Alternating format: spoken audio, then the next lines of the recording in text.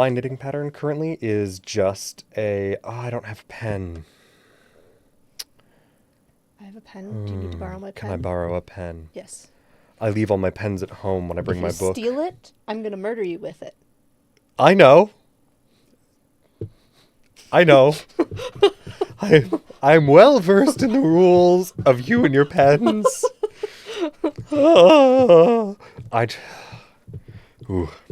I just need to mark down that I'm starting with a pearl than a knit. Cool. Because this pattern it's a lot of alternating back and forth. Oh, yeah. You know what? I'll bring it up in just a second. What are you working on now? That's a great question, actually. Should we actually do our intro and then talk about it? Yeah. Hi, guys. This is Crafting Critters. Good morning. I'm Josh. I'm Kara.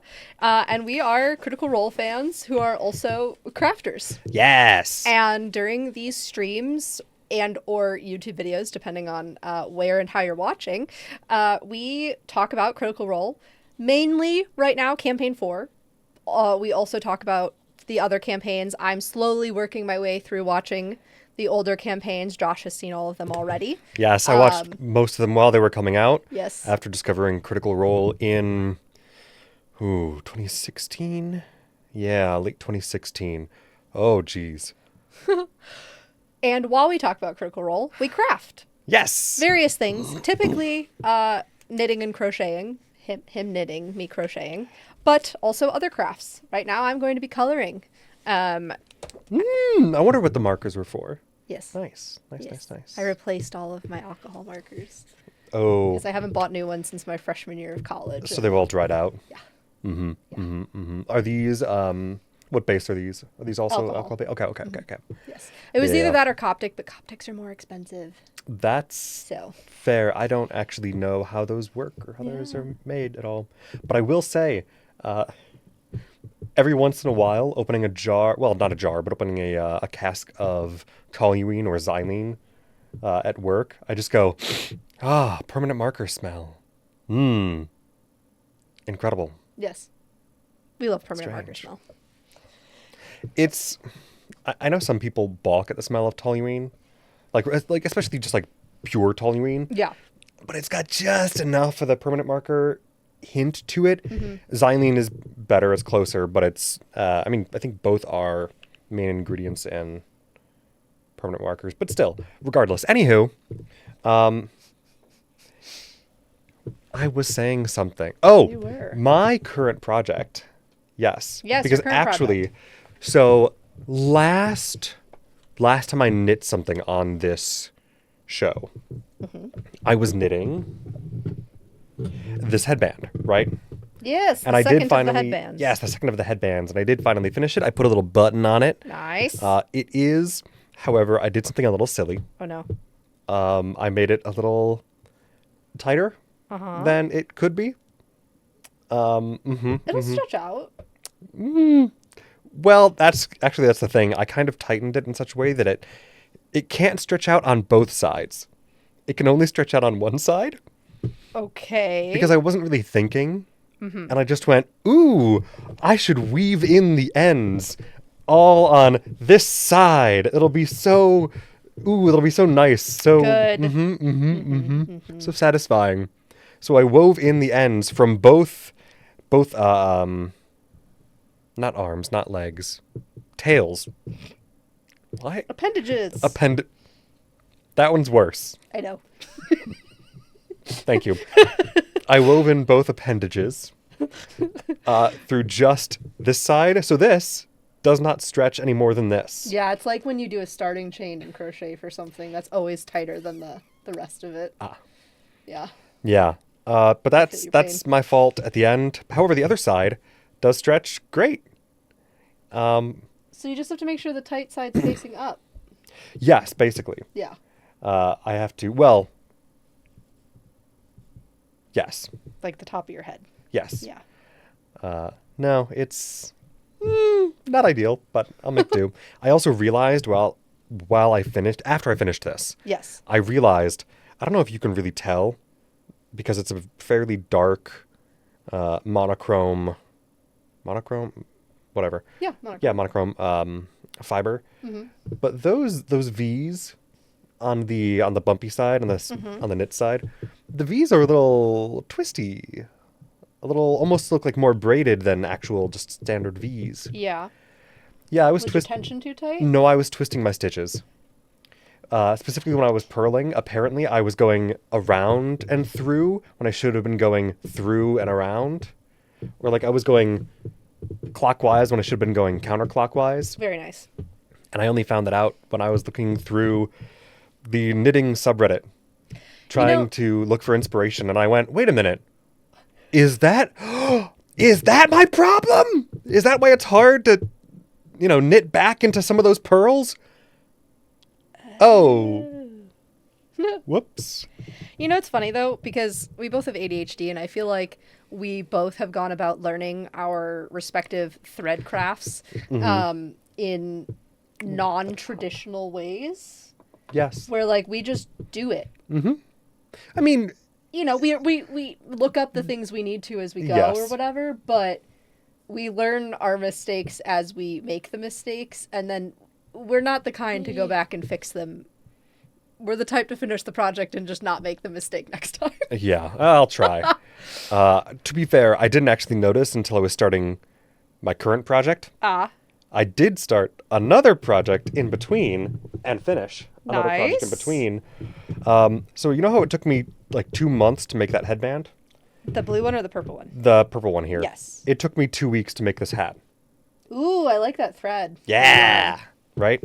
This was one that my neighbor had given me when she realized I was knitting, and she went, oh, I tried to take up knitting when the pandemic hit, and then I never stuck with it. I went, cool, I'll take the yarn, please, thank you. But this little hat, the V's here look great, even though I still did not notice that issue from this thing. I hadn't noticed because I was knitting in the round. So I was just knitting. I was never purling. So I never encountered. Yep. Well, I did purl for the little cuff section because you can tell the texture is different there. Yeah. But you can't tell that those stitches are twisted because it's garter stitch. Yes, garter stockinette. I don't remember which one is which. I think. I don't remember which one is which. And My mother has explained it to me in the past. She knits as well, but I don't remember what it is. And I've seen so many explanations going, yeah, obviously this one's this one, this one's that one. And I go, They're literally like the same thing, just turned around. Well, that's the thing is, one of them is when you do this, where you have the bumps and V's on both sides at the same time. And then one is... flat on one side. Where it's flat on one side. Yeah. But like, I don't remember which is... which. Yeah, but no, I like this hat. It came out well, and it was my first time knitting in the round, so that's why I did it, and it was fun. But my current project, and I know I'm spending way too long talking about my knitting project right now, but I just found it very amusing that this headband that literally is easily half the size of the hat took like 4 times as long. Gotta love it. If I just lock in and do it, it goes quick. Yeah, it's funny how that works. Yeah, well, Oh, where is it? There it is. Had to find it. Ooh, and then not knock over my mug in the meantime. Yes. I just wanted something to use up some of the leftover yarn from the first blue headband. Okay. So I found some random little...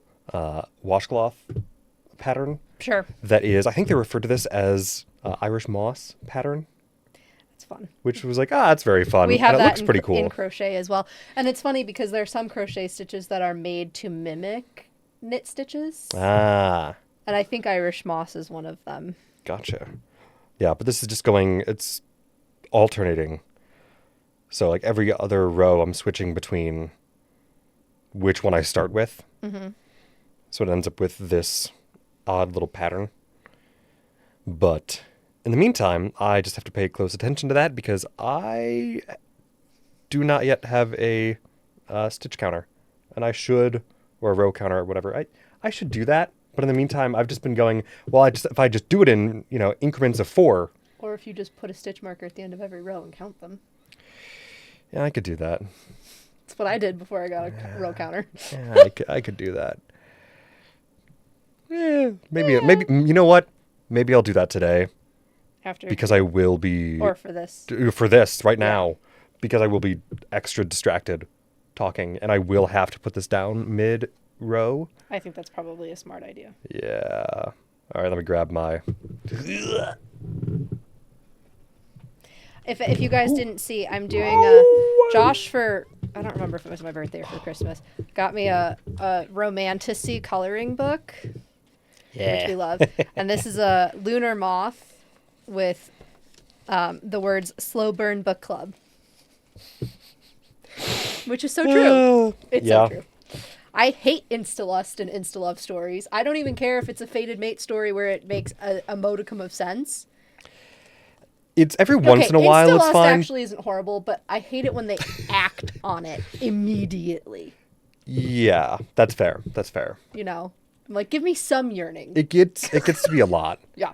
Because the yearning is kind of the best part. Exactly. It's, oh, gods. It's just so much fun going, ooh, ooh. They looked at each other. I know. That's it. Ooh, I know. ooh, for like 12 chapters in a row. But before it's like, their hands barely brushed. And they're going to both have separate panic attacks about it. Yes. For like 3 chapters. Yep. Great. It's so good. Anywho, shall I get to the critical role of it all? I suppose we can. Yeah. So, as you can probably tell from the title of the episode today, our plan right now is to just talk about episodes 19 and 20. I know episode 21 is out. However, I currently have not watched past the cold open of episode 21. No, you know, March has been a frickin' month. Yeah. I'm going to put that out there. Yeah. Part of why we're behind, and I'm open to talking about this just briefly, is my grandmother passed away, and it happened at the beginning of the month, but her services weren't until this past weekend. So it's just, and it kind of put me into ADHD waiting mode for like 3 solid weeks. Mm-hmm. So that doesn't help, but we're back. We're getting back into the swing of things. Yeah. Yeah, we'll do 21 and 22 next weekend or something before 23 comes out. Yeah. Hopefully. That was a very confident scheduling We haven't talked announcement. about it yet. But No, we haven't. that's the goal. I'm also kind of in the camp of, hey, we'll get there. We'll make it happen. We'll get there. It'll happen. It'll be fine. Yeah. Yeah. Oh, wait. I'm starting with Pearl? Check what I just wrote down. Yes, start with the Pearl. Okay. But now I actually need to check. So I actually have a couple of things before we get into episodes 19 and 20. Okay. Because they had a second tailgate.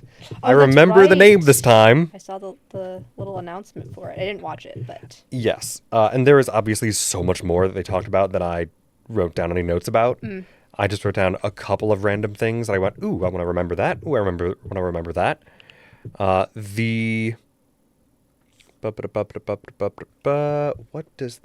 did I say? Oh my God. Wow. Sorry, I apparently wrote my first line of this at a weird angle. Great. It's tilted in the wrong way. But apparently Octus feels that he has grown closest to Valus over the course of their little arc currently. Yeah, I can see that. Particularly with their learning to meditate together. And... Ashley, of course, saying that, yeah, Valus just doesn't know how to trust anyone. And it's not necessarily Aranessa specifically. Right, it's not personal. Right. Even though, there's plenty of potential for it to be personal. And there's plenty of reason for it to be. She's also just like, oh, no, it's... she's just not good at that. Yeah. She just doesn't know how to do that. Which I think was an interesting tidbit to clarify that it's not necessarily personal. Mm-hmm. They confirmed they're still developing the Daredevil subclass for Julian. Okay. Presently, that it's not, or even if it's been something that they've been talking about for a while, it is still something they're actively developing with Julian, which also makes sense with what they've done in the past. Yeah. With some of their playtest material. But, as the name implies, centered on high risk, high reward. So excited to see Matt continue to throw himself into It's so fun. It's beautiful watching him stress out his friends in a new way. Yes. Because I'm so used to, after years of watching him stress them out, by just going, oh, and this NPC you guys forgot about? Probably shouldn't have forgot about them. Yeah. Oh. Then, oh. Yes, Octus, or Alex discussing the strange horror for Octus of, fighting what he was supposed to become, and his family locking away their failure. He's like, yeah, no, Octus hasn't really fully processed that yet. We'll get there. But it is... The CPTSD is kicking in. It's starting to, Yeah. which I'm excited to see where that goes. Mm-hmm. But the other main thing here... Oh! Yeah, the other main thing here was apparently Tyranny knows Julian, but Julian doesn't know Tyranny. How so? I don't know. They did not clarify, and even Matt went, hang on, what? So I'm highly confused, highly curious. But I'm assuming there was some sort of, disguised self shenanigans that Tyranny does. Yeah. But also, what do you mean? What do you mean by that? Interesting. What did she discuss with Brennan going into this? Oh, yeah, no. We're gonna figure that out ahead of time. I know him. He doesn't know me. I cannot. In what context? Wait. In what context? Because we have a little curse on him, too. A little Yes. shadow curse that we don't know anything about other than that it's there. And that Julian is very specifically like, nope, I don't know nothing. Yep. And Matt having so much fun going, no, why would I have any idea about that? That'd be so silly. I'm not a magic user. No. In fact, I didn't even notice. Yep. Which I did enjoy. I don't remember if it was during one of the cooldowns previously or during this tailgate that somebody had brought up hey man, you were literally dragged off your horse by a shadow that grabbed you by the throat. And he went, yeah, but the shadows were attacking a bunch of people. How do I know that that's for me personally? I'm not special like that. God damn it. Good. So, loving the willful ignorance there. I'm excited to watch him suffer and watch him make everyone else around him suffer for it. That was basically all I had for the tailgate that I needed to make sure I imparted upon you right now. Fantastic. All right, so shall we actually get into discussing episode 19, Hand and Wheel? Absolutely. Why did I say it like that? I'm trying to keep notes of when in our stream we start things so that when I'm editing for time codes later, it's easier. Good. Understandable. So, 20 minutes. We start the cold open. Here we go. 20 minutes? Oh, we're in trouble. Okay. Woo! Yes, cold open. The cats are keeping watch. Yep. That's right. The cats are keeping watch. In the Kavrosi Mountains. Oh, that's right. Sorry, I'm remembering this as I'm reading through my own notes. Tayor's like, hey, you did a lot of shit that we won't talk about to get out of the rebellion and go with your girl and adventure with her. What's up with that? Oh, she's gone. They took her from me or something like that. And now you're like, is she dead gone or is she missing gone? Because the quote before that, the cat had said of thinking about a hunt I gave up on a long time ago. Yeah. It kind of sounds like from that maybe she was taken or she left. Yeah. Or something to that extent. Right. Because it doesn't sound from that like, oh, she's like dead. Dead. But she's gone. Or she may have died since then. Right. And even if he did get confirmation of that, it's still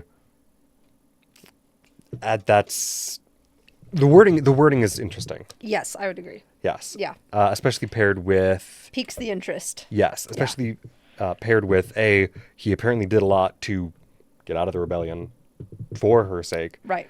And Tayor had said, I know how much she meant and what it cost you in order to go. I want to know. What do you mean what it cost you? I want to know Cat's backstory. I want to know it. I want to know so bad. Yes, but I love just the little broy Tidbits. tidbit, but like the little like, hey man, we don't have to talk about it more than like you need to, but I want to check in, and I just appreciate seeing. Anytime Travis with any of his characters has a moment to go, let me just check in on my buddy. Yeah, it's so cute. Yeah, because he does that in some form with all of his characters. Aww. Always does a good job of, hang on, I'm going to find a way in character to make sure that I'm going to check in on people. Yeah. I'm going to make sure everyone else is okay. And if they're not okay, I want to make sure they have a moment to talk about it. Cute. So I always appreciate seeing that and just getting, again, the tiniest little tidbit of Cat's backstory. Ugh. No, what is this? What did I write down? Oh! The letter. The letter! Letter. I was like, what did I write down? Why did I write down so much of the letter? I didn't write down all the quotes, but I did write down keywords. I wrote down the Concepts. whole thing so that I could look back at it later, Good. but I'm not going to read the whole thing here because it is a lot.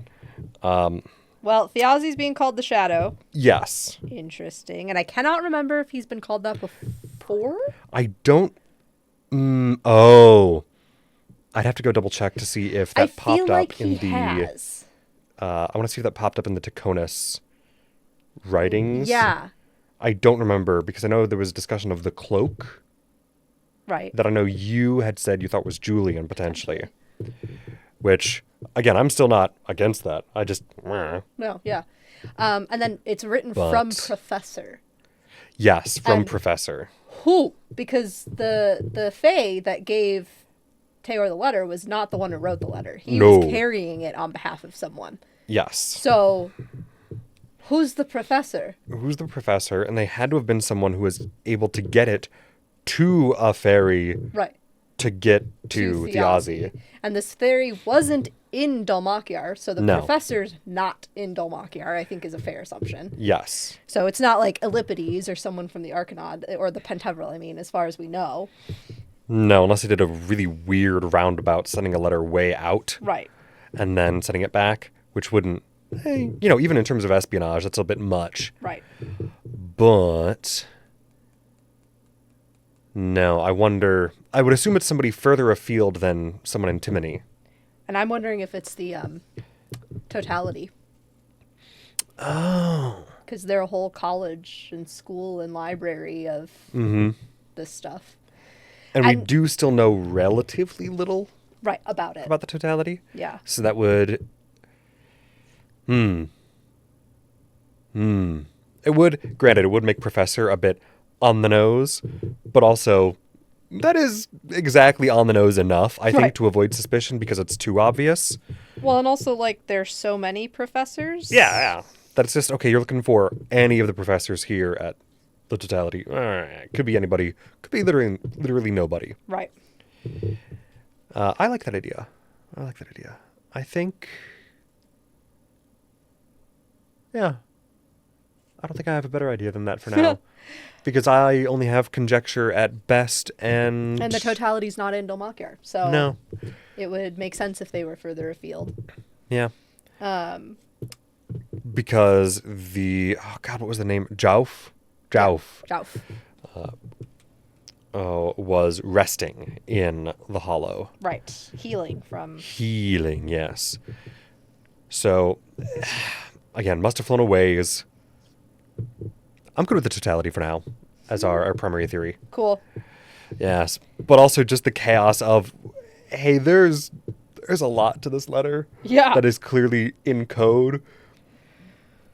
Steel to stone and bridges and archways and what were some of the other Searching for things? suitable anchors. Yes. Can you turn the steel to anchor? And with that, I The remember blood must be protected. I remember thinking with the steel to anchor thing, if they were talking about the pariah blades. That wouldn't surprise me. That was the thing that first The- came to mind when that was mentioned in it. But yeah, who's the blood? Is that Octus? Is that somebody else? Who knows? Right. Who knows? Because it could be, but it could also be... I don't know. The problem is it could refer to anybody at this point. Right. And it's like, okay, are they trying to build bridges from the heavens to the death realms to allow souls to pass through again? Right. Or are they trying to find a new way to open doors from fairy? Who has the wings? Because they talk about, being on the wing and whatever. And I'm just like, there's so many possibilities of what this code could be talking about. There are too many moving parts right now that anything that I could construct at this point would be nothing more than Absolute conjecture. Absolute crack shit. Yeah. Which I feel like that image of that meme of I don't know what show it's from, but the like crazy looking dude with the murder board behind him. The Always Sunny Pepe Sylvia meme. Yes. Yes. Yeah. Who is Pepe Sylvia? They don't exist. I didn't find anyone at this company named Pepe Sylvia. Sorry, I've seen that scene too many times. And I've only ever just seen the meme, but I think that meme applies to so many things. It's honestly just watching that scene is hysterical enough without any additional context. I mean, so much of that show, honestly, you don't even need context for anything happening. It's all crazy. But yes. No, I feel you. Full Pepe Sylvia will be required, I think, to decode this. And I also appreciate Teor and Kat both going, We're not smart enough to figure this out. We're not the men for this job. Nope. And that is the cold open. Yes. Then we get the theater countdown. I know. 8 days. 10. 8 to 10 days. 8 to 10 days. But they kind of stuck to 8 days throughout the rest of the episode, I think. I think they did, but there might have been a day passing. I don't remember. Regardless. Yeah, 8 to 10 days. Yeah. Ish. About a little over a week. There's so much that happened in these 2 episodes. It's a lot.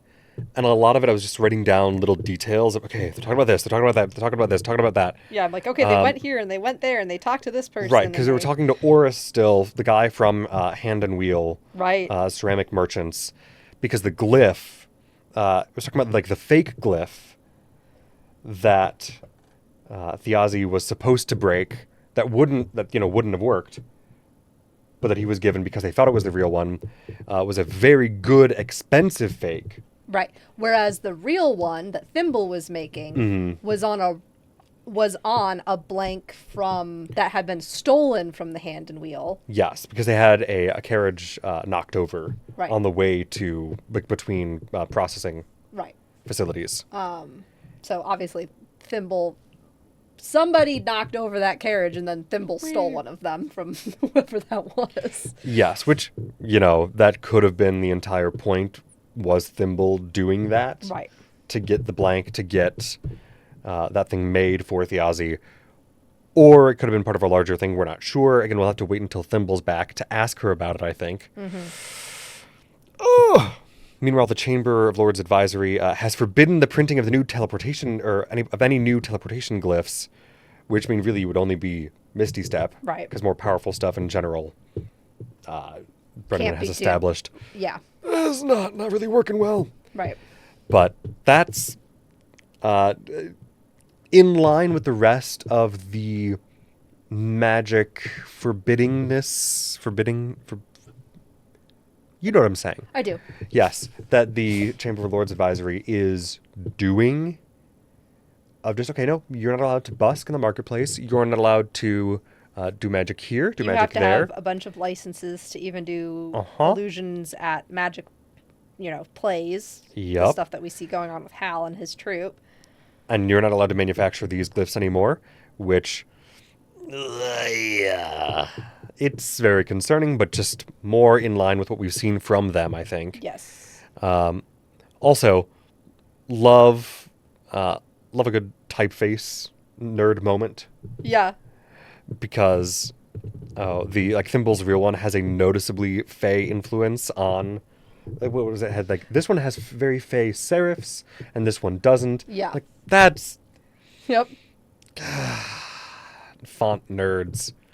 Perfect. I love it so much. But also very much in line with Oris being a guy who works at the Hand and Wheel. Right. Being like, oh yeah, he would absolutely know this stuff. The fake was made by someone capable of making real glyphs at scale. Was the detail that I latched onto there of the no, this is a good expensive. They need infrastructure Yes. and machinery to do this. It's not just something you could do in your home office kind of vibe. Right. This isn't just a I'll throw it together. No, somebody spent time on this. Right. Time and money. And we know that blanks go for a lot on the underground. So there's that going on as well. We also get to, and I know you will interrupt me if I skip over things that you think are important. But we also get to the paints also being from Hand and Wheel, or at least the amphoras that they're in are from have the Hand and Wheel insignia on them, and Azune has a Takona signet ring, which I forgot how he got that. I forgot that too. I don't remember if Octus gave it to him or if Thimble had stolen one, or I don't remember. I don't remember when that would have happened. But he does. He has a Takona signet ring, and he wants to use it to start sowing seeds of doubt. Yes. And things like that. Yes, which I do love, that little bit of trying to implicate the Taconuses in the Royce's disappearance as much as possible. Try to imply Einfassen may be next. Try to play the houses against each other. Yeah. Great strat. Very excited to see its progression. But there was a moment. I want to know what sleeping advice Belair was going to give. Uh-huh. And how sarcastic or sardonic he was really being about it, or was he genuine about trying to give sleeping advice? Because what sleeping advice do you have? Right. That's not utterly horrifying to think about. Right. Exactly. Because he's giving advice based on the experiences of the people he's inhabiting, or piloting. Right. Or does he have to use some kind of magic to put himself to sleep and give that body rest because he doesn't need it himself, but the bodies do? Right. Because he only picks at food because, the bodies need some sort of sustenance, but he doesn't need it. Right, which I do love that moment later in, I think it was this episode. I think it was, yeah. We get that little bit of him feeding the body that he's piloting, which, horrifying shit. Just peel the mask up a little bit and the desiccated mouth underneath, being like, ah! He was describing what it looks like. Horrifying, and I love it. Yes. The pieces of body horror that have existed in this one so far have been fascinating. Yes. Let me see, what else have we got? We get more of Azune's backstory, which is funny because in this episode we get the real backstory. And then he manipulates that backstory in the next episode to persuade Einfassen. Yes, beautifully so. Yes. So we get this contrast of, we just learned what the real story is, and now we're seeing how he's twisted that to make it something else to, do his spy work, essentially. Yes. But that Thiazi took Azune in and helped him join the Torn Banner after the mercenaries that stole him and his sister left him and took his sister with them. Mm-hmm. And which I loved. Hey, what chops, what acting chops, man. Yeah. Luis Carrazzo. Oh my gods. Well, and so we skip over a little bit when we'll get back to it. But Azune goes to Hal's house that night to rest. Invited to stay over. And you find out even more, which is that once Thiazi got Azune to Dalmakyar, he lived essentially with Hal until he could get himself settled, and ate dinner with him and his kids, and slept in his house. And very much you got a just heart-wrenching and sweet moment between Hal and Azune of, you can totally see that Hal was like a second father to him. Azune is kind of the big brother, but Hal was like for sure a paternal figure. Oh yeah. And Azune even says, I'd like to imagine that my father would have been like you. And you're just like, and he's sobbing at this point because he's like, I knew that with Thiazi's escape plan that I would be caught and I would be punished, and I was willing to do that to give you your brother back. Right. And you're just like, oh, the loyalty this boy has Oh, to both of the God. Fang brothers is just heart-wrenching. And anytime Luis cries, I'm like sobbing. I'm trying not to cry right now thinking about it, because I was sobbing watching him sob. Yeah. Oh my God. And you could feel the energy from Liam, where it's just like Liam wanted to like jump over the tables and go give him a hug. Oh yeah. Oh no, beautiful scene. And again, great work, Louise. Yes. Oh man. And But I like getting some more of this backstory from him too. oh, of course, because understanding how, not just loyalty, but kind of emotionally indebted to and like very familial with the Fangs. That it's Yeah. it wasn't just this was the guy who looked out for me when I got pulled into the mercenary company, and this is the guy who took me in when I came to the city. No, there's so much closeness there. Hi, that Crim. we hadn't really realized. Oh, good morning, Crim. That hadn't really been, I think, directly addressed during the overture episodes. So seeing more of that come out now, and watching Azune have a moment to just decompress and let it all out. Well, and I think it's important to note with starting where we are with the schemers is that it's like the day after the funeral. Oh yeah, it's still I think for me at least, I very much have been in the mode of the soldiers and the seekers where we're essentially weeks away from this now. This Yes. is like weeks and maybe even months in the past for some of these people and the storylines that we've experienced. And no.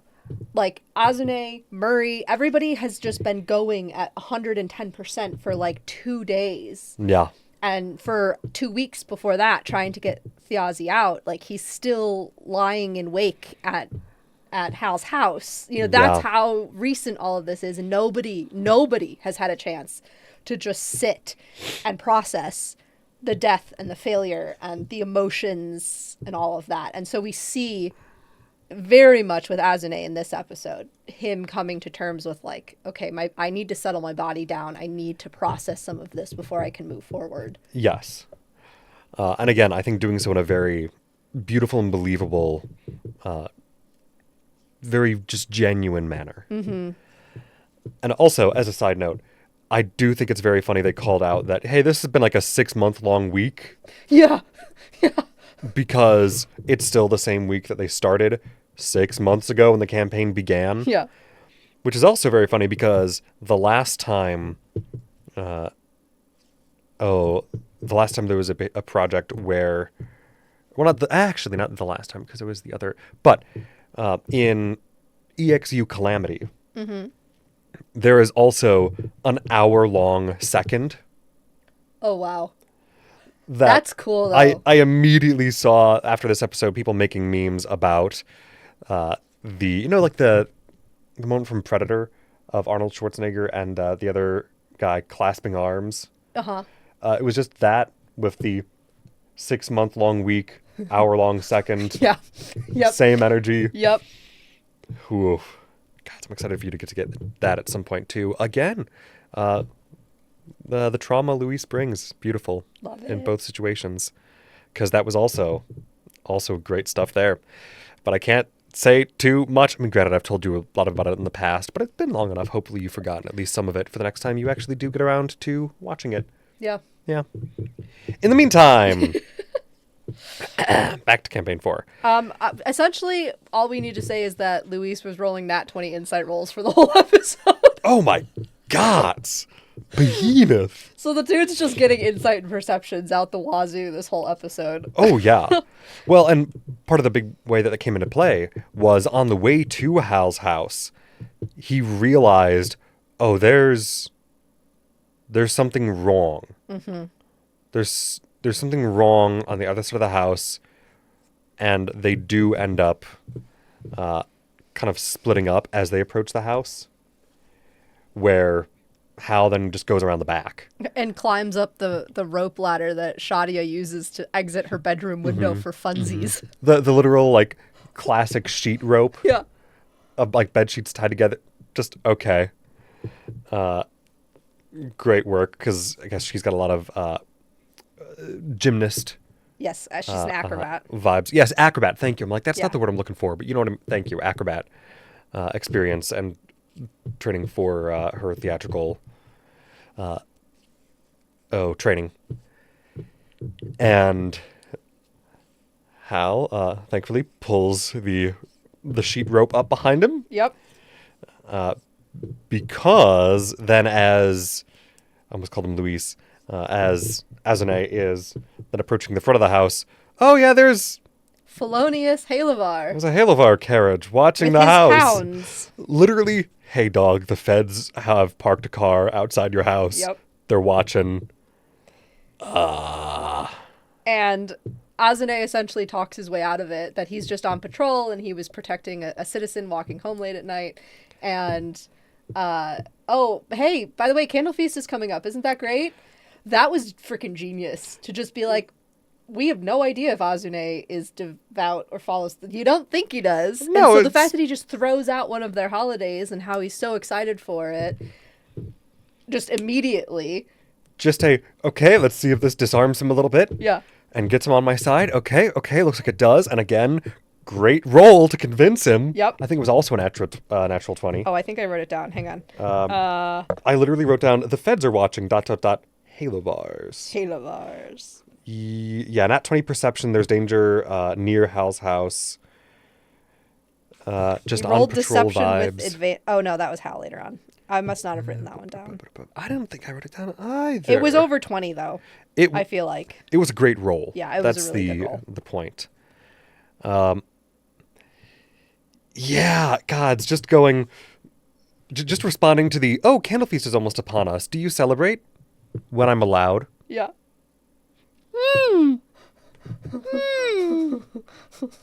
Interesting. Granted, I was kind of, as I've alluded to or outright stated many times, this arc with the schemers is one of the things I was most scared for moving into because there's so much danger with every conversation. Right. And I was nervous and tense this whole conversation, just going, oh, God, please roll well. Oh, please. That's a great drop. Is he going to buy it? He bought it. Yep. Because Felonious then ending it with, good man. Yes. And he goes and he and his dogs try to find Hal again. Because he's Yes. looking for him specifically to invite Hal to come speak to the Photarch. Yes. Which is why he was there. And the dogs are sniffing around for him, and they follow the scent into the alleyway that Hal uses at the side of his house to climb up that rope ladder. And then he conjures an illusionary black cat, or a cat just in general, and the dogs roll in that one. And so they get completely distracted by the cat and can't figure out where he went after the alleyway. So he essentially gets away scot-free from that. Okay. Sorry, I can count. Ooh. Just let me know if you need the pen back. No, you're good. I just needed to, again, I'm using the markers to track. Yes. Whoa, okay. Sorry, I need to Let's switch. see, where did we go from here? Why did I do... Oh, he also tells Azune that they're looking for both of Bridesire. Yes. So they're looking for both Teor or Talsidamir. Yes. Which I don't remember if he mentioned both of them by name other than saying Pride Sire. Oh, no, he said. He said both of their names? Okay. Teor or Talsidamir. Yes, okay. And Hal rolls a deception with advantage due to the Liar's Blade, which I'm not sure. They may have gone over that mechanic during the overture, but I didn't remember it. I didn't remember it either. So when he's trying to deceive people now, he gets advantage if he's got the blade. Which is going to be so necessary moving forward. Oh, gods. Yes. Then we have the crying whole thing in Hal's office, which was, my notes are Luis crying, Liam as dad.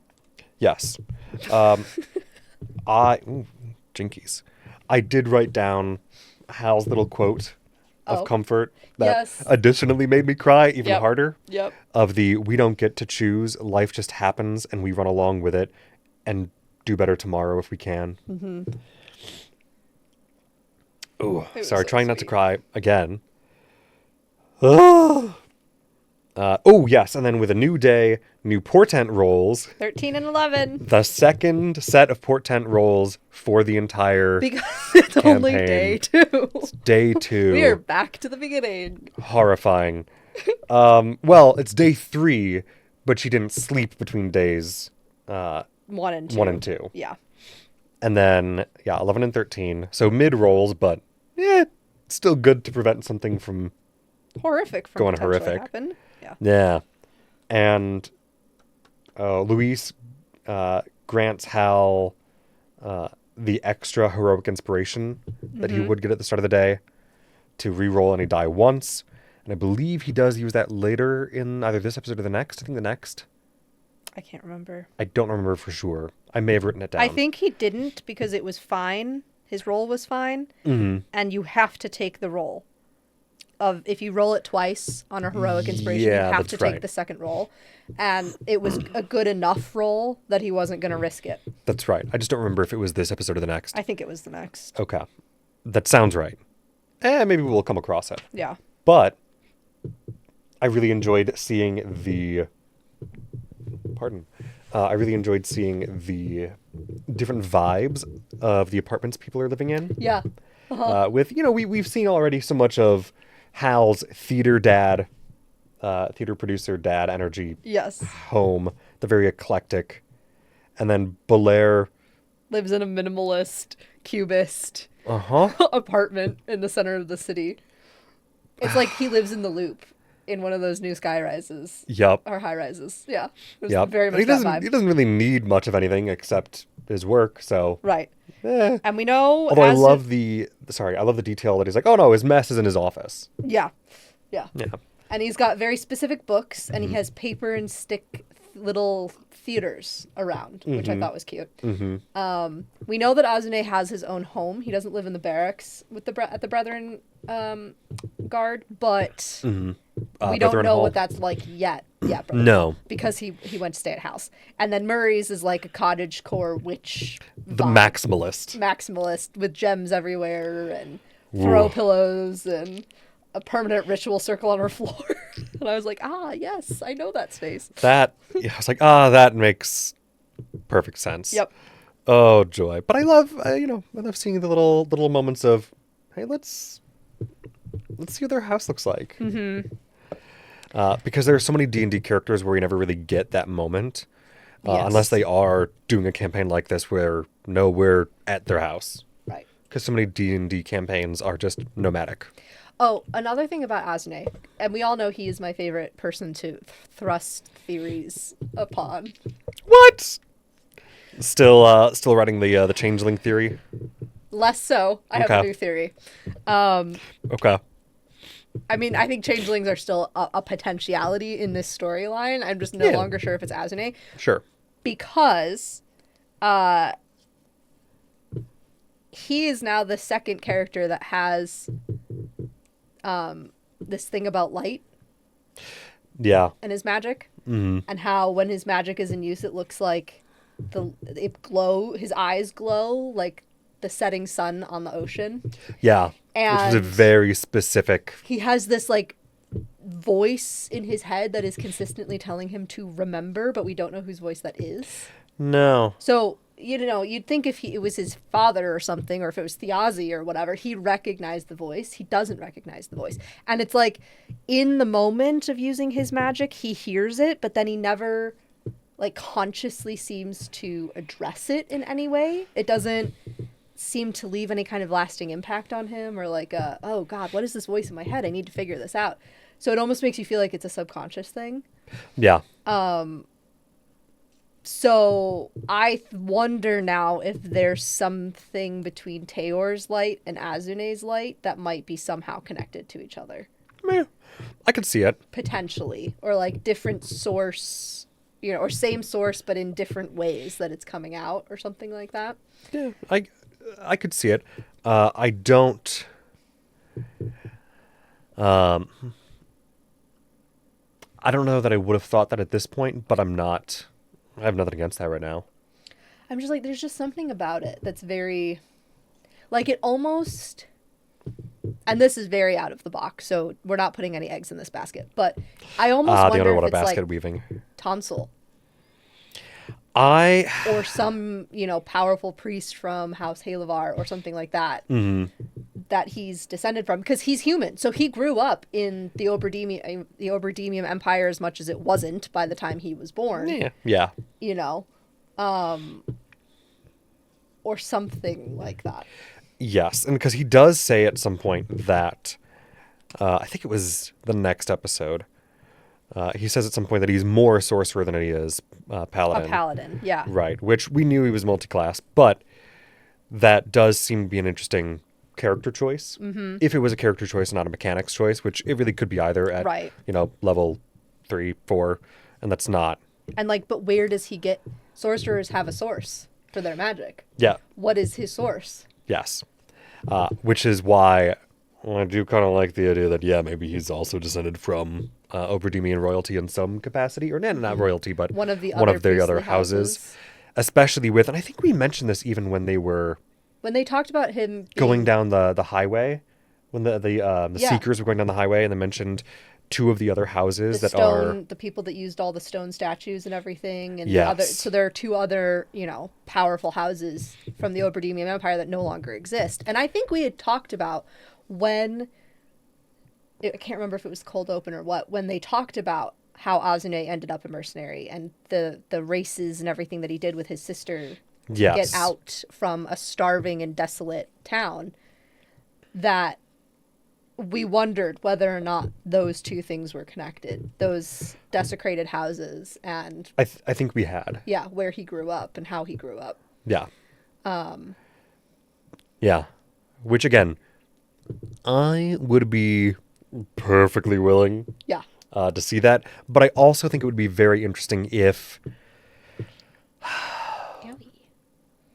alternatively his magic was born out of almost a natural balancing of the world with the death of those sorceress families, that there is still like a draw for magic somewhere in the world to inhabit some people, that not necessarily just because of the death of the houses, but because of the death of the gods, that if there are potentially others like him around the world that are discovering within the last couple of generations new sorceress abilities. And maybe both of the Pride Sires have something like that going on as well. Yes. Since they seem to be in opposites balance. Yes. A yin-yang thing going on with the brothers. Yeah.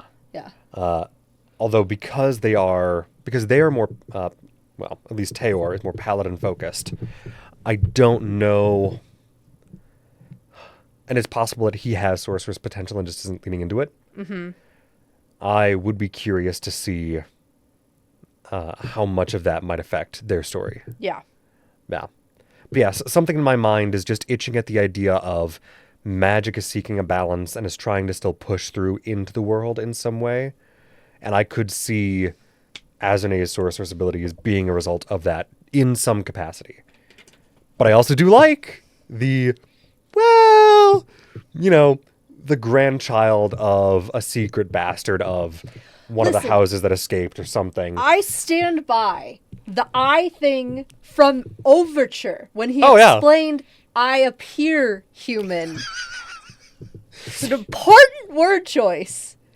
And then explaining how his eyes essentially are unnatural. I do think it would be the funniest thing in the world if by the end of this campaign it is confirmed that he's just a human guy.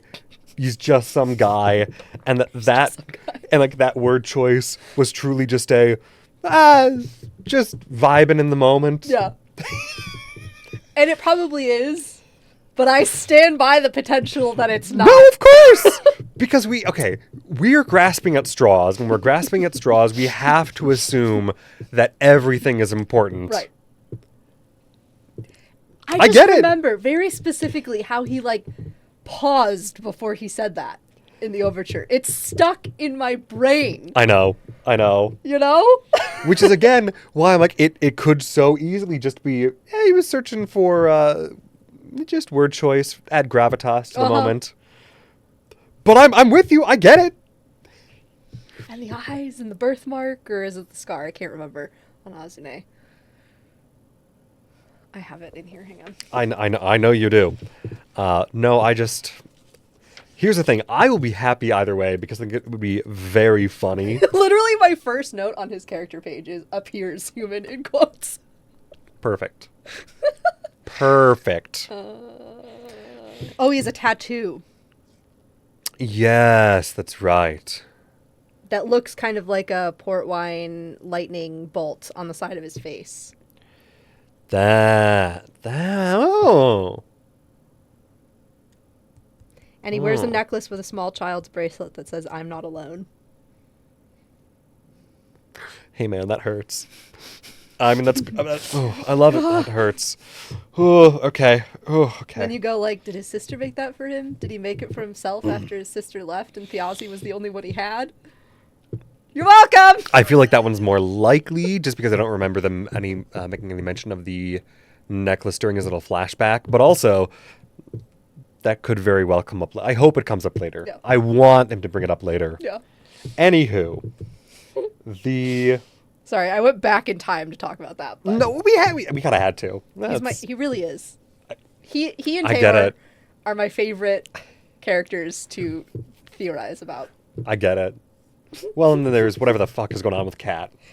There's that as well. But we get more drops from Azune and Taylor than we do from Kat. We do. Kat is still enough of a black box right now. Yeah. But just a little bit of Marianne is... Yes. Regardless. We gotta pick up the pace. Oh, gods! Murray going to make nice with Dean Cora. That was hilarious. The entire scene for that was hilarious. Also... I was like, I've literally done that before. I've made friends with people I don't like by doing that. Just oh my god, like, you know what? I'm so sorry. I was just so emotionally overwhelmed. I'm not good with change. It wasn't personal. I didn't mean it like that. Please let us be besties and let me help you with all of this. Well, I've noticed that you're not going to budge, so I'm just going to pretend to budge as much as possible to make you happy because that seems to be what you want. Oh my god, that worked! Oh my god, we're like so in sync. Yep. The vibes horrendous. It was amazing. In the best way possible. Yeah. And the other three are cracking up the whole time too in the background. Yes. And I think Liam mentioned brought up like shades of I think it was Shades of Tiffany. What's the Shades of Tiffany?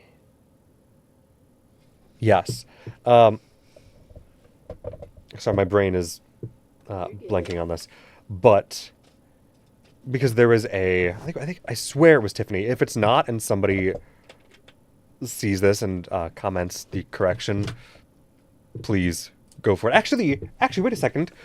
Krim, if you see this, the alias that Beauregard used at the ball in the Mighty Nine animated show.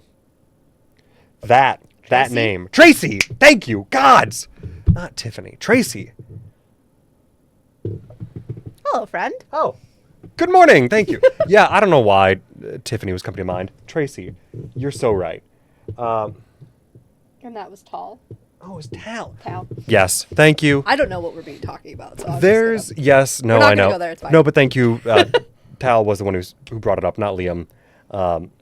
There was a moment in Campaign 2 where Marisha did a very similar thing with a different character, or put on a similar voice affectation of the, oh my god. The Valley Girl. Yes, Yeah. exactly. Yeah. And introduced herself as Tracy to I think it was a random guard, and immediately after had a full, who the fuck is Tracy?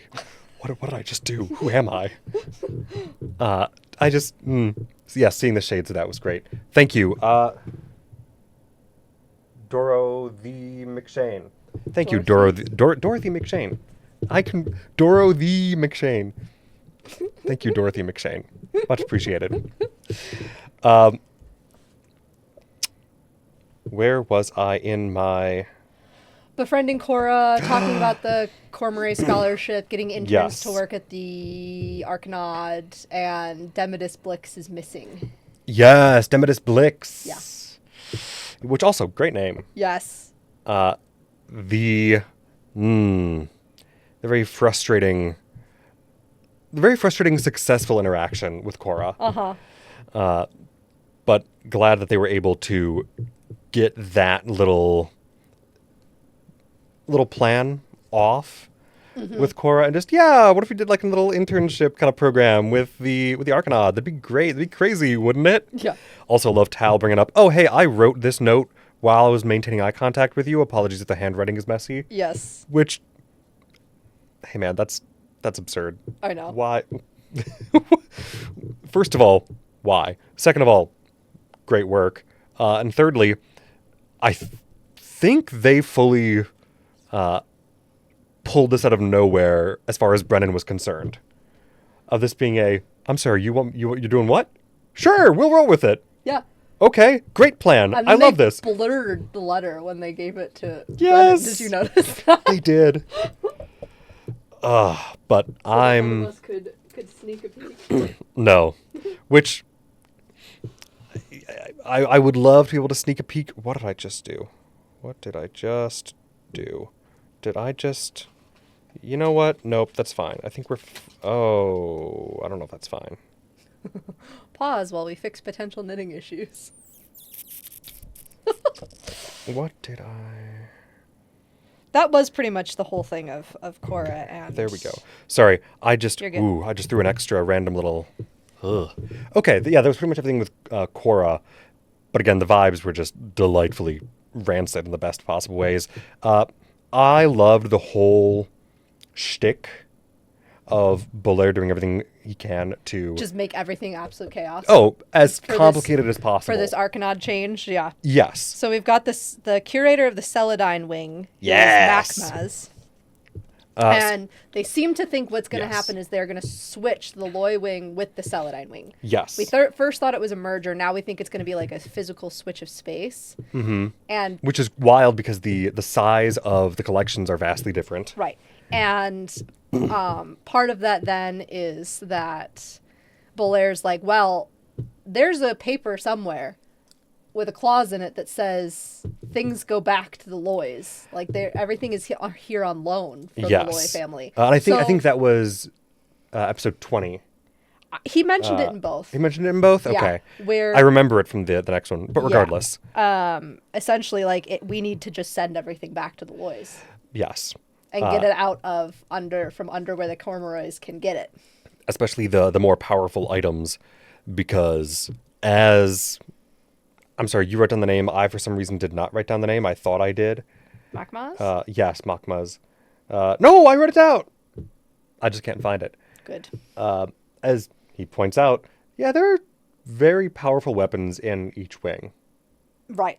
And nobody's ever had to face all of them. No, actually, no. I think that was Tal that brought that up. But or that specifically was like nobody's had to face them all at once. Right. And Macmaz was We've got like, weapons no. of gods and mortals You're right. used to kill those gods. Right. Which I do appreciate the understandable response of Macmaz going, "Hey man, This isn't really my game. I'm not gonna be like a hero or anything here. But yeah, I'll share information with you. Like we'll chat." I liked his whole thing of, if you expect me to be brave, you will not find an ally in me. But if you expect me to be scared, you may find a friend. Yes. Yes. You know, which I thought was a great moment. Also, just I find you distasteful. I know. I like how much they don't like each other, but they're also just like, fine. Yes. And of course, Tal going, that is the most civil a conversation between two museum curators has ever been. Yes. Yep. Mm-hmm.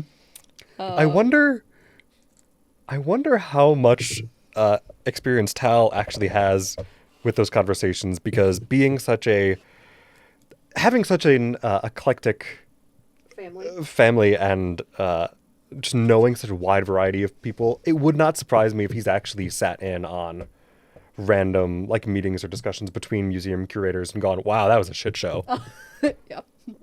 I have no evidence to believe that, but would not surprise me with Tal. Then, yes, next morning again, as in a nat 20 luck check while waking up to Falcon's Rest. Oh, while He walking up needed to the something Falcon's Rest. higher than an 18 or higher. That's which right. That's a high luck roll. What was going to go wrong if he hadn't gotten that nat 20? I mean, I assume that a lot of it was just, nothing. Or not anything good or useful, and that only something really low was going to be something really bad. But getting that nat 20 on the luck check ends up... Oh God, what was his name? Varen. Yes, I wrote it down. I just can't find it. Varen Kadam. It's a continuing Varen problem, Kadorn. Sorry. I can read, I swear. I can write, too, I promise. Yeah, Falcon's Rest is basically empty. There's no falcons. Falcons are gone. We don't know why. Nobody likes that, though. No. That made both of them uncomfortable. No, it's a very uncomfortable detail that they have not addressed as of the next episode. Yeah. I haven't watched the most recent to be sure if they haven't talked about it again since, but I hate that.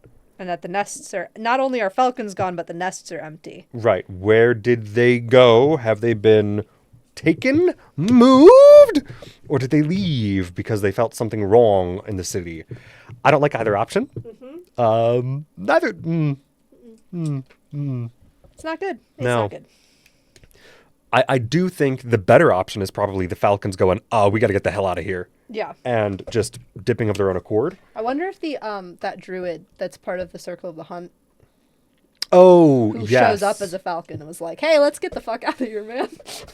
Or somebody else from a similar, from either his order or a similar order at some point, another druid that has a similar Yeah. go-to beast shape went, let's rally the Falcons and get out of here for one reason or another. But I am, Figure out which pen to use. we still don't know where Mara the Wing is, do we? That's who I'm talking about. Yes. She's Sorry. the falcon. She's the one that often shows up as a falcon. Yes. Yes. Yes, that is exactly who I always knew you were talking about. Good. Yes. I'm so with you. But... Well, you got there in the end.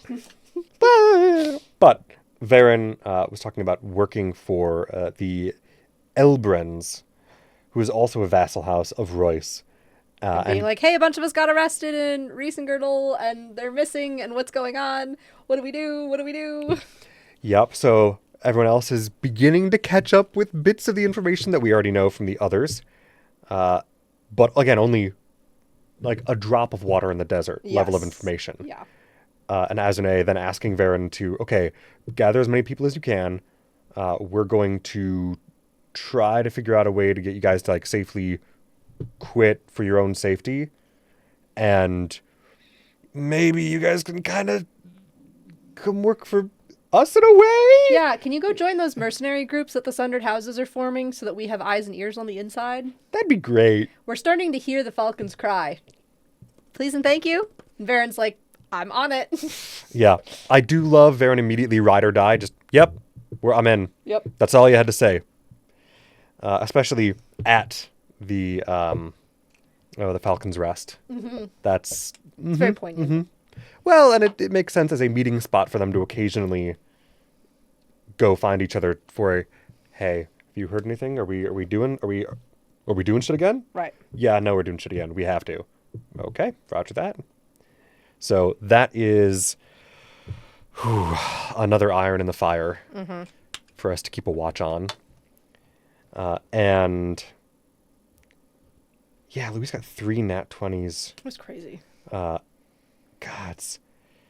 Then Azune requested at Palazzo Divinos for the investigation of the disappearance of But of specifically, the use of illusionary magic. Yes, that's right. That is that. Not where the Royces went, No. but what magic was being used. Yes. And I do appreciate he gave, some small comfort to the people in his unit that he's not really used to leading, Right. but is as he said, time to start his own fires. And trying to take the lead a little bit, which I appreciated, even if I don't remember what he rolled for that little speech. It was like mid. It was mid, but it wasn't bad. It but wasn't was bad, mid. Yeah. which is the important thing, I think. And that he did the little bit of, okay, no, we need to have this discussion. So at the very least, that groundwork is laid. So even at, a middling roll, some of those people will probably, at some point, somebody will go talk to him about something they've heard and seen. Yeah. Especially with the rest of his behavior being very, no, I'm a person of integrity and honor, and I will do everything I can to protect the people that I'm with, and the people in my unit are counted in that. That I think that vibe alone is going to serve him very well in getting more of those people on their side eventually. Right.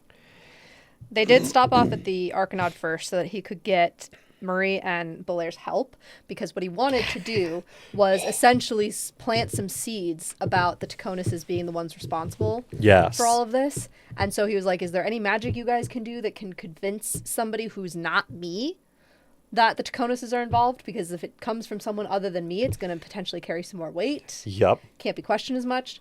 So they agree to do that. And Lord Einfossen meets up with him at the Palazzo, and they have a very interesting conversation. First of all, the magic has been wiped clean in the Palazzo. The magic bleach. It's a void, which in a place like that, there's always some residual magic hanging around, and so the fact that there was none Fairly magical. was very suspicious. Yeah. A vassal to a fairly magical house, there should be some traces just everywhere. Right. But not in some rooms specifically. Specifically the room, we find out, where Octus was killed and all the shit went down. Very concerning, but also, makes sense. Got to send in the cleaner after a hit job. Because what's more suspicious than a blood stain on the floor? A bleach stain on the floor. Right. Yeah, nothing untoward there, nothing to worry about. But I do love that he was able to very quickly use that to get Einfossen, to make Einfossen aware that, hey, there's some shit that went down here, and we cannot assume that this is on the up and up in any capacity. We have to assume it's a cover-up. Yes, Yeah. and the fact that Einfossen immediately rolls with it, again, regardless of the stellar rolling that Louise was doing this episode, that is also very telling. Yes. That Einfossen did not that Herondus Einfossen did not immediately go, shit, he's onto us, kill him. Right. That he went, oh, Interesting. good to know, thank you. And this is when they go out into the hallway, and Azune, he asks, Azune, how did you end up in the Falconers' rebellion? How did you end up in the Torn Banner? And Right, because he reveals that he knows this information. about him. Right, while also saying that somebody from the Chamber of the Lords Advisory Is on his side. And doesn't we don't say know who it is. I mean, we can make a guess who based on previous interactions, but yes, for the sake of this conversation, at least right now, while you go on, we don't know. He doesn't say. Yeah. But.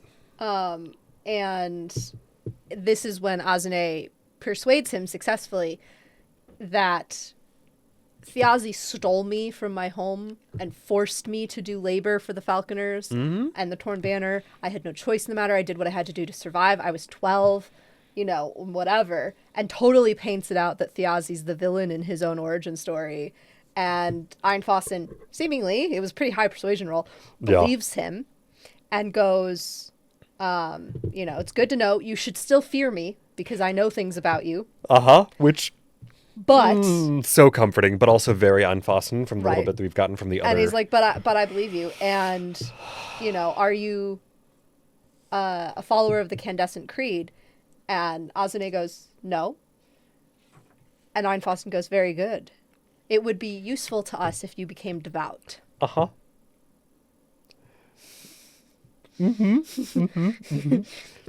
Okay. Oh, good. Okay, Good. he's already Everything's planted fine. the seeds with Thelonious that he is, which he's a high-ranking member of that house. Yep, so it would make sense, and again, my assumption, and I assume your assumption as well, is that it was Halavar, a Halavar at least, who spoke on his behalf to Haranda Seinfassen at some point recently, or at least, since last night, Right. because he was requested for this case. Very specifically. Yes. Yeah. Oof. Again, great acting, great conversation. And every time that they tell some big lie like that, again, even using the truth as a crutch for as the basis for the said lie, I'm terrified. Oh, me too. Because the stakes, moment, if they get caught in a lie like that, it's so rough. high. Oh, it's bad. Let's see. Yeah, so that was that stuff going on for the moment. And then, Hal disguised himself to carry on a little, cart covered in a sheet his brother's body Yes. to Olgood's house to ask his producer to Please go bury my brother by our father on that hill. Which I do love the picking of that hill as he can continue looking over us. Yes. And watching over the city that he loved. Yeah. Love that. But also, hey, theater producer, would you mind burying my brother? It's just the underlying joke of theater producers have to do the weirdest shit all the time. It tracks. And it's just oh, it's yeah, great, I'll do it. Yeah. Yeah, it tracks. And then goes to visit Inez Roundtree from his troop. Who's his combat trainer, but used to be Right. a member of the Falconers Rebellion. Right, and whose sister? Yes. Cousin? Sister, Romina, is a maid in the Einfassen's employ. Yes. To go, okay, we're going to go have dinner tomorrow, tonight, I think. to grab some info and discuss. And we still haven't gotten to that as of the next episode. No, that'll probably be in episode 21. Yeah, probably in this week's episode that I will watch tonight. Soon. Tomorrow? Yeah, soon. Soon, trademark. And headed, of course, then to the Gray Library.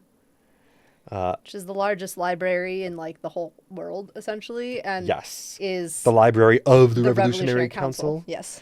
Love that. Talking to librarian Brinda Moss. Byrinda Moss. Yep. Byrinda Moss. Bullfolk. Again, Byrinda Moss. Great name. Yep. And specifically asking about info on Illumi and the halfling's means of killing her. And then also asking about masks. Mm-hmm. And he's led to a book called The Visages of Creation. Yes. But it's missing. Not Yes. just somebody has it right now, but missing. It's supposed to be checked back into the library, but it's not here. Oh, it was mistakenly marked as returned. Oh, well, we can order you a new copy. It'll just take a couple months probably to get here. Because the original is at the Totality. Yes, that's right. The original is at the Totality, which is still up in Hargood. Yes. That's right. Oh. There's just so much little clues and drops and little plans being set into motion to keep track of with this group, which we expected. Yeah. But still, it's whew. Yeah. I think Tal makes reference of this directly in that moment of, oh, you think I'm not aware? Oh, hey, there's a book that might have information on me. I'm going to make sure that it gets lost. Right. That, it makes perfect sense that he would be the one to get rid of it himself if he knew that it existed. Yes. I would also be curious to find out if someone else made sure that the original got lost. Or if he somehow made sure the original got lost. Or if it wasn't actually lost. But I'm assuming it was. Do you mean the copy that was in the library? Yes. If it's not actually lost, but somebody else has it. Right. And Belair thinks he got rid of it in some capacity. Again, I'm not sure how he would manage that beyond somebody intercepting the book before he destroyed the copy, while, illusion magic or enchantment magic tricking somebody into marking it as returned. Yeah. But I don't want to rule out anything because I don't know, man. It's the idea that a book exists that could potentially have any amount of information that could be used against Belair. Yeah. It at least puts me on watch for if anybody else knows anything. Maybe About Thiazi took Belair. it because Thiazi knew things about Belair. Yes. Well, and I'm wondering if that's how Belair knew about that book, is he figured out, well, somehow Thiazi must have learned who and what I am, at least to some degree, and how. Yeah. So, but we don't know if Thiazi gave any more of that information to anybody else. Right. Anywho. Just little things itching at the corners of my brain. Mm-hmm. And then, of course, King Gus arrives. I love this.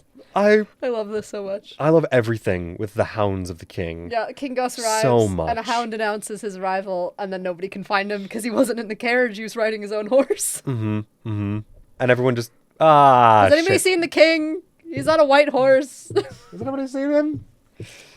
Which I do love, and we'll get to the cold open of the next episode first in just a second here, but I do love that immediately upon the next episode actually like beginning, it's the Hounds going, "Hey, have you seen him? No, Sir Cavalier, don't Don't just do that. tell them we don't know where he is. Don't just tell the people of this city randomly that we've lost our king."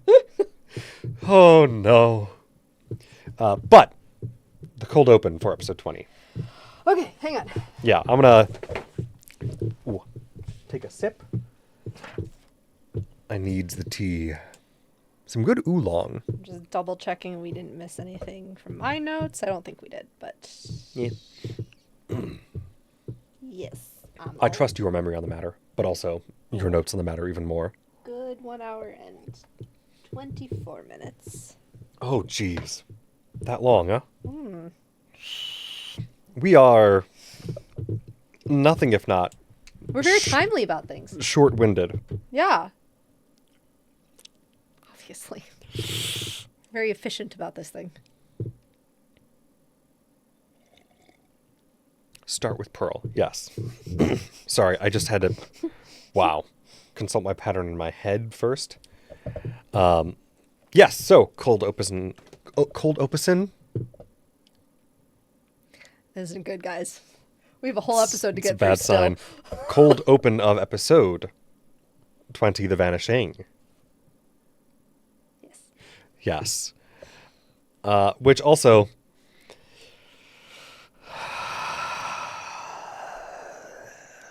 I'm so nervous about why people are missing. I know. Well, we have more idea of where people have gone. No, I know. who's, but we still don't know. But at the onset of the episode going, The Vanishing? What do you mean? Yeah. Why would you say it? Why would you say that? The immortal sleepless of the Seekers keeping watch Yes. for cold open. And then deciding to use Speak with the Dead from the Stone to talk to Tertia because Octus has her head. And it doesn't go well, No. to put it lightly. No. I kind of hated in the most like emotionally like crushing, like, oh, that's awful to think about, was Tertia just going like, oh, I served the family well, right? I'm proud to serve the family. Yeah. And realizing she's younger than Octus, and Octus is like 18. Yeah. So she's like a full-on child teenager, Yeah. 16 like or 17 years 17. old.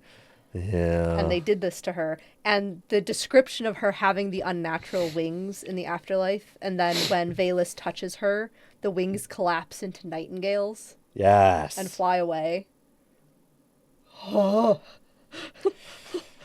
And she asks if her pet scorpion's okay, and Octus lies and tells her that he's fine. Which I feel like is kind of the only thing It's a small to moment do of mercy, which I thought was important for these two characters to show. Yes. Because they so often do seem like the characters with the least amount of empathy and mercy. Yes. But it makes sense that Octa specifically would just actually take this moment to go, this is a family member who I almost shared a fate with. Yeah. Let's give a quick little white lie and just, well, she's already dead anyway. Right. No need to be a dick about it. But they don't really get too much additional information beyond what they already had. Other than she tells him death is not scary. Yes. With your condition, you might not know, but death is not scary. And that she has arrived home. Yes. And they will be coming for her. At which point she gets yoinked. Literally yoinked. Yoinked from the conversation By an claw. ichor dripping claw from the sky. Yeah. Hate that. It was great. That doesn't make me concerned at all. No. No. No. So, I'm assuming that is a manifestation of the summons of House Taconis in death, going, hey, why are you here? Why are you awake in here? Right, you died. Time to come back to us. All right. Where we can control you. Yes. Even in death. Oh, I hate it. Yeah. But a great little character scene, Very good. especially for And they did briefly mention how Octus is like, I think Taisha hasn't until now really seen me for who I am. yes. And the things that I've done and said have upset her, but, this was my life for 18 years. I didn't know better. Right. I'm still learning, Which is an important acknowledgement, and also something that I think will be important to hopefully eventually bring up with Taisha. Mm-hmm. But I'm at least glad to see Octus having the presence of mind to go, yeah, I think that's probably why she's upset with me a little bit right now. And we'll figure it out, I guess, at some point. Because, with his current state of, okay, time to intellectualize all my emotions. Right. In order to, thank you, sorry, Dorothy Oh, he's McShane. 20. Yes. Yeah. So she was 18, but 20. yeah. But still, it's still not good. But yes, thank you for the correction, Octus being 20. Ugh. Oh, God, these poor kids. But back to the schemers table. Yes. Yes. Which I love the joke of team employment. Yeah, it's very fitting. The employed table. The employed table. Yeah. I was wrong. We don't immediately go back to Hal and the dogs when this episode begins. It's right. It's Belair in the public-facing office when Murray arrives. Yes, with we get the list of applicants. And we get the flashback about Demodus, right? Yes, we get the... Oh, gods. Oh, and sorry. Back to real quick to the Murray and Cora conversation. Yeah. The fact that Murray was like, oh, yeah, we can put this together in, I don't know, maybe a couple of weeks. And, I feel like we're kind of slammed right now with everything going on. And Cora's going, like, I want it by the end of the day. Of course, take your time. End of day is fine. Yep. You bitch. Yep. God damn it. It was a great one. Yeah. I was like, oh, yeah, that is bureaucracy and employment for you. We love it so much. We've all dealt with that kind of unrealistic timeline and just, oh, no, it's fine. And end of day is totally... No! Yep. 3 days, please. What do you Minimum. mean? Gods. But I like that Marisha asked, do we work tomorrow? Is tomorrow a work day? And they kept talking about the timeline because they need to figure out when they are in the week and what life is going to be doing. And have to constantly consult the calendar yes, more. And the faculty mixer's one drink maximum. Yes! You're right. Yeah, that was a great moment too. I was just like, oh, God. Gods. Oh. Like, you're not going to make as many friends as you think doing that, Cora. No, it's... At least have an open bar. You're going to require people to socialize. It's the equivalent of, yeah, and obviously we'll have a little pizza party at the end of the month for everybody. Right. You've all done so good. Yeah. Bonuses? Why would you get a that? bonus? No, you get a pizza party and you'll be grateful. Yes. Think of the shareholders. Won't somebody please think of the shareholders?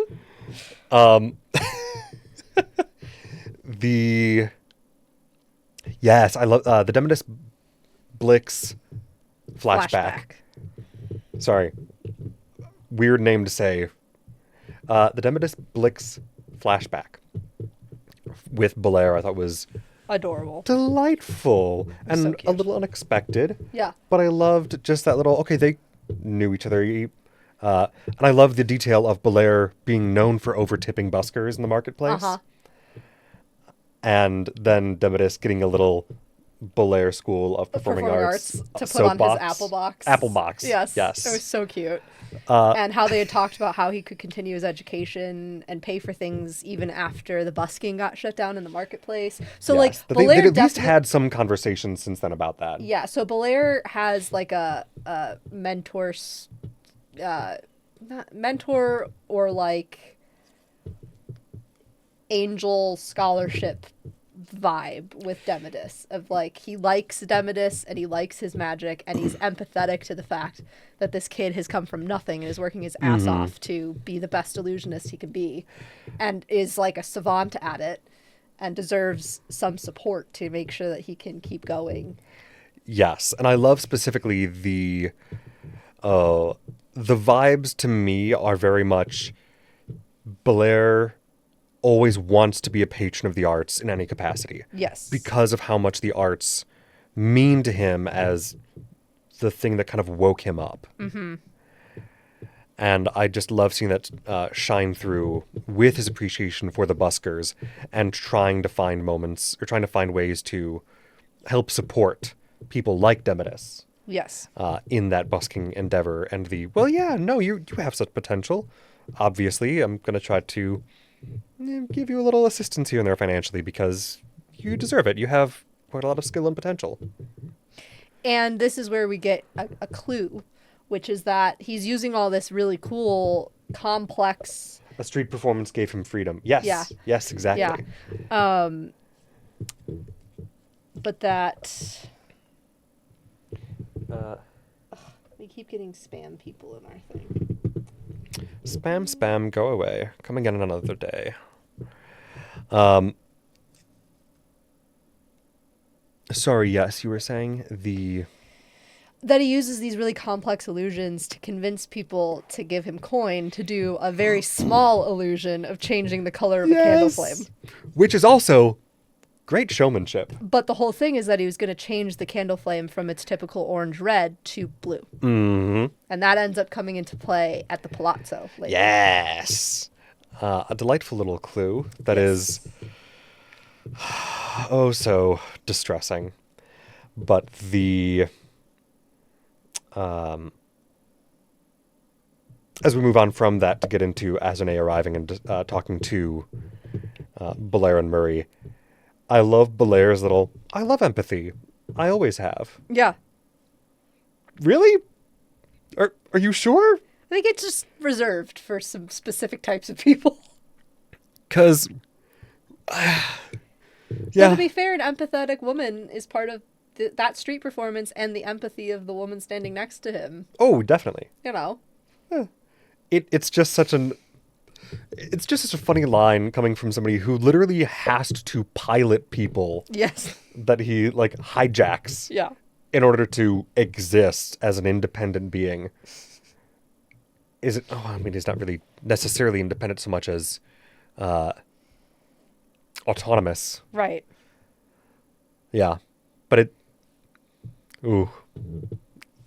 Just a fun little moment. Mm-hmm. But then, yes, Azune arrives to hand the glyph, a half of the glyph, right, over, and the candle. The broken glyph that they got from Oris. It's not the fake glyph, and it's not the real glyph. It's a different glyph that was already used and therefore broken. Sorry, gives the real glyph to Belair. Gives the half of the fake glyph to Murray. Right. Yes. Yes, but I was just talking about where we got the broken glyph from, because I don't think we had mentioned that earlier. That they got the broken glyph from Oris, and they scraped any identifiers off of it, so it could just be like a blank, essentially. Mm-hmm. Used blank. which does help a little bit if they get found with it in any capacity, but also it's still not great. But okay, giving these things to Belair and Murray, including the candle to Belair, to hide from the other guards if he gets searched for any reason, because, hey man, he's going to be around guards constantly. It's just best that he doesn't have that on him. Makes a good bit of sense to me. Right, they're going to have to use detect magic and all kinds of stuff to investigate the plot, so he should not have any of this on him when that happens. No. But then saying, okay, I'm going to find this half that I'm keeping on me at the palazzo. Right. You know, find, air quotes. I'm going to find it. Yeah. Which he does later to wonderful effect. Though I think it was actually kind of it ends up being kind of an afterthought to the work that Murray and Belair pull off. Yes. Yeah. But before we get to that, then the carriage and the dogs yes. for King Gus. Everybody falling in love with the Hounds of the King. Because why wouldn't you? They're such good boys. They're such great characters. They're such great knights. Yes. Ugh. So we meet 2 more hounds. Yes, Cavalier and Martin. And then we meet the Duchess and the Prince. So the Duchess is his sister. Yes, Duchess Lisbeth. And then Elizabeth. Prince... Rowan. Which, is he her kid or is he the king's kid? Because if the king doesn't have kids, it would make sense if he was the heir. I'm not 100% sure. Yeah, I wasn't clear on that either. No. But I don't remember if he's a young prince. He's like 12 years old or something. Oh, I don't remember if they've discussed whether or not the king has children during the soldiers' table. But, yeah. Oh, I thought it was Prince. I thought it was Prince as well, Prince Rowan. Oh, you think it's her kid? Oh, Yeah. Gotcha. Yes, I wouldn't be surprised by that based on their interactions. I also kind of feel just like didn't remember seeing King Gus confirmation. riding away and not being with his party when his own son is in the carriage. Doesn't sound like the bit that we do know about him, so Right. that makes sense. Yeah. Okay. Fair point. Oh, he might have. Yeah, you're right. I can't remember now. Oh. I'll have to go back and rewatch that little section to remember for sure. I believe you, though. Yeah. Yes. But yes, Duchess Elizabeth, the king's sister, and Prince Rowan. And this would be King Augustus's first trip to Dolmachiar. And I don't remember if we knew this before, but that King Augustus was raised by his father's kennel master, and was originally... People thought he was a bastard. Yes, but originally he wasn't. thought to be bastard born. He wasn't. He was just raised with the commoners. And so he has a very different outlook. Which also adds yet another layer to the love of the hounds. Yes. That King Gus has. Yep. And Hal being like, hey, you guys should come see our show. And then they're like, well, we probably won't be here in 2 weeks. We don't have that kind of time or flexibility. And he's like, well, then come to the Hallowed Round and ask for me and you'll get a private performance. Yeah, just come watch one of our Tech Night performances. Because one of the hounds is a fanboy, which Yes. was adorable too. You're the playwright, I've heard of you. Yes, which I did think was very interesting. We're like, oh, Hal really is more famous than he himself makes out to be. Yes. He's more powerful and connected than he seems until he starts pulling on those threads. Yes. Yeah. Which, again, some of that is potentially due to his brother's fame, given his brother was a war hero, and, I mean, they were both kind of war heroes, but his brother was a war hero then also of the Falconers Rebellion. And they're connected to the Loys, and they're connected to the Royces, and it seemed like his father was a powerful person in the Orcish community as well. yes. So, yeah, he ends up marrying, at one point he was with Elodie, and Elodie was essentially a merchant princess. Yeah, that's right. So it's like, no, he's high up there. He just acts humble enough that we don't think about it most of the time. Yeah. Good gods. And Duchess Elizabeth also gives her condolences for his loss. Yes, and asks about where they might find information that doesn't come from ministers. Yes. And he tells her about the Seven Stars, which is the pub that we've been visiting with them throughout this whole process. Yes. So I'm very intrigued to see if we'll see them, because I know that they're likely going to go there at some point. Well, and they're going to go. Hal's going to be there tonight in the world. That, again, which probably happens in the next episode that we haven't watched yet. Probably. To talk to Inez and her sister. Yes. So I'm curious. I'm just curious to see how those interactions will go. Yes. Because I love watching this group work. Yeah. Putting irons in the fire and going, okay, we've got this scheme going, we've got that scheme going. Again, Schemer's Table, very appropriately named for all of the shit they're trying to figure out while also, or the shit they're trying to enact while also trying to figure out everything else that's going on. Yeah. Very proactive table. Oh, gods. Which also makes trying to condense any of this down into really my own hard. notes. Oh, ridiculous. Yeah. Right. So they're doing this. This person's planning that. Oh, details. I'm probably losing some here or there. But... Oh, yes. Hal then goes back to work at the theater for a bit, sends everybody out for a long lunch. Take 3 hours. Yeah, take 3 hours. Wild. At which point we find out that Misha, the Dramatis Arcanus, right, or Dramata Arcana, who teaches people like the illusionary magic that's used during theater productions, yes, is missing. Or it wasn't simply missing, but... Well, we don't find out he's arrested until later. Yeah, that's true, but... do we not? No, we don't find that out until everybody's at the theater, and everything at the Palazzo hasn't happened yet. You're right. Yes. But he does we do end up finding out he was arrested. Yes. By the arcane marshals. Yes. Dorothy McShane, they did have a secret dinner without Brennan. Yes, per the cooldown. So is that they could plan a bunch of these things beforehand and go, okay, these are the things we're going in with. We're gonna hit this, hit that. Okay, we're gonna figure out something with this. If we can convince him with the college, we're gonna figure out something with this. I'm gonna go research this. Loved. I mean, it makes sense. I think they need to do that to be able to keep. Oh yeah. Like the mystery and suspense aspects of this table in particular. Yes, but also I love that they can then use that to come in and kind of pull one over on Brennan every once. Not pull one over, but surprise Brennan. And make him improv shit. Yes. About the story and all that. Yeah. Keeping him on his toes, which with his rich history in improv, yeah, he can handle it. Yeah. Yes, you're right. We do go then to Palazzo Divinos while Herondis Einfassen is awaiting for Azune.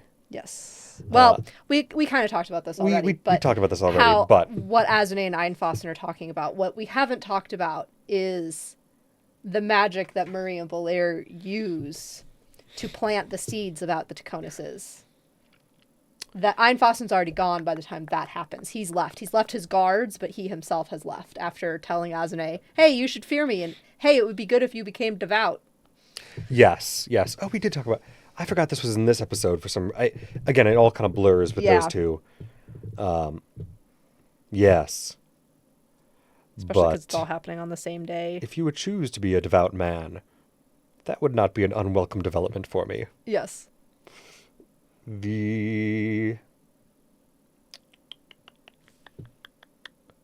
Yes, and then the museum isn't the museum being a mountain of wealth, prestige, and narrative.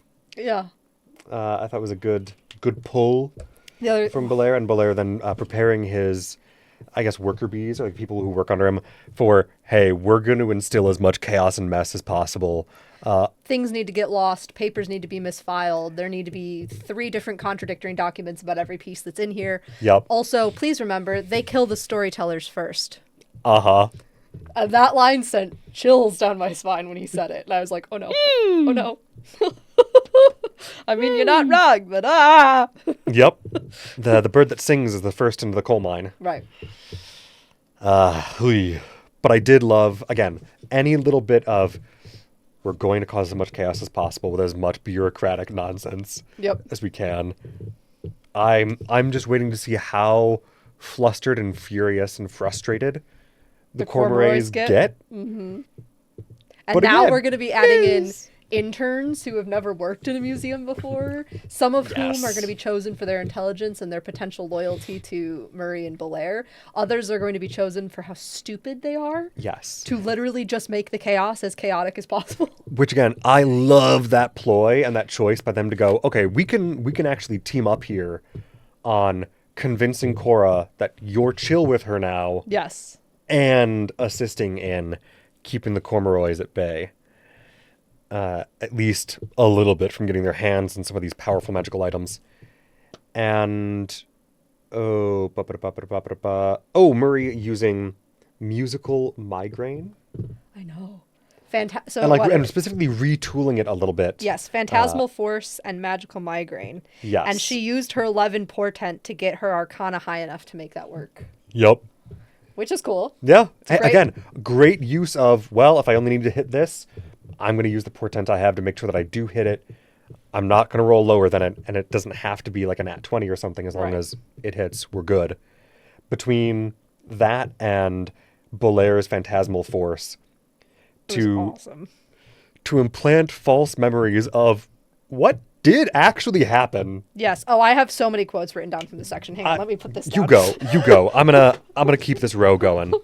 Let me see. Where was I? I was in knit stitch. So we have when they're explaining how she's gonna retool musical migraine for this moment. Yes. Liam says you're gonna magically rickroll them. Which is true. I mean, yes. But also kind of a full, hey, you're going to experience a horror movie in like 2 seconds flat. Oh, yes. Thank you for reminding us. Yeah, Hero, they were wondering if Hero's application would be in those piles because Hero's 18 and goes to the Pentevral. Yes. I do have a note in here that I loved that Brennan asked Liam. Yes. Would she have applied for this? And Liam was like, no, I think she would have stayed in her own lane. Yeah. Which, it doesn't... unfortunately can't use her for this plot then, but I appreciate the character that I have put together as my character's daughter in this situation. No, it doesn't make sense. Yeah. It would be convenient, but that's not realistic for this character, which I do always appreciate seeing. Yes. So I thought that was a nice little... Thank you for that reminder. Above board, above the table GM moment. Yes. So the... Belair uses the phantasmal force to show Octus putting a glyph in the floor that was missed by the magical bleaching that recorded what happened in the room.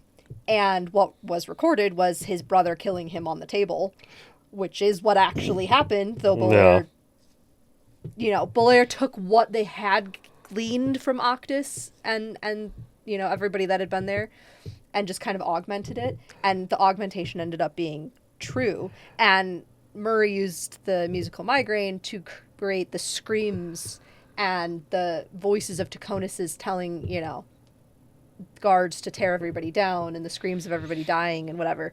Yes.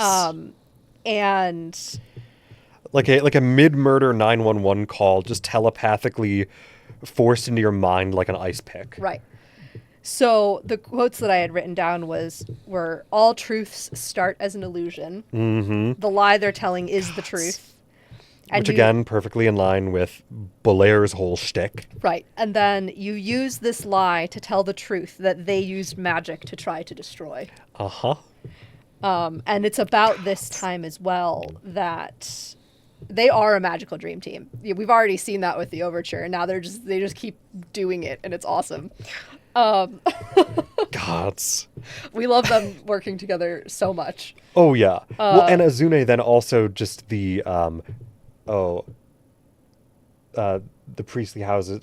Oh, gods, I didn't write it down, did I? Oh, yeah, he used the message cantrip or message ability to put into Grotto's mind the guard that's seeing all of this and having all of this happen to him. The arcane marshal that this is happening to. What's wrong with me? Something about the priestly houses. Yes, it's like the priestly houses are coming for us. Yeah. The priestly houses are coming for us. The priestly houses are coming for us. Yeah. And just, okay, message it into his head.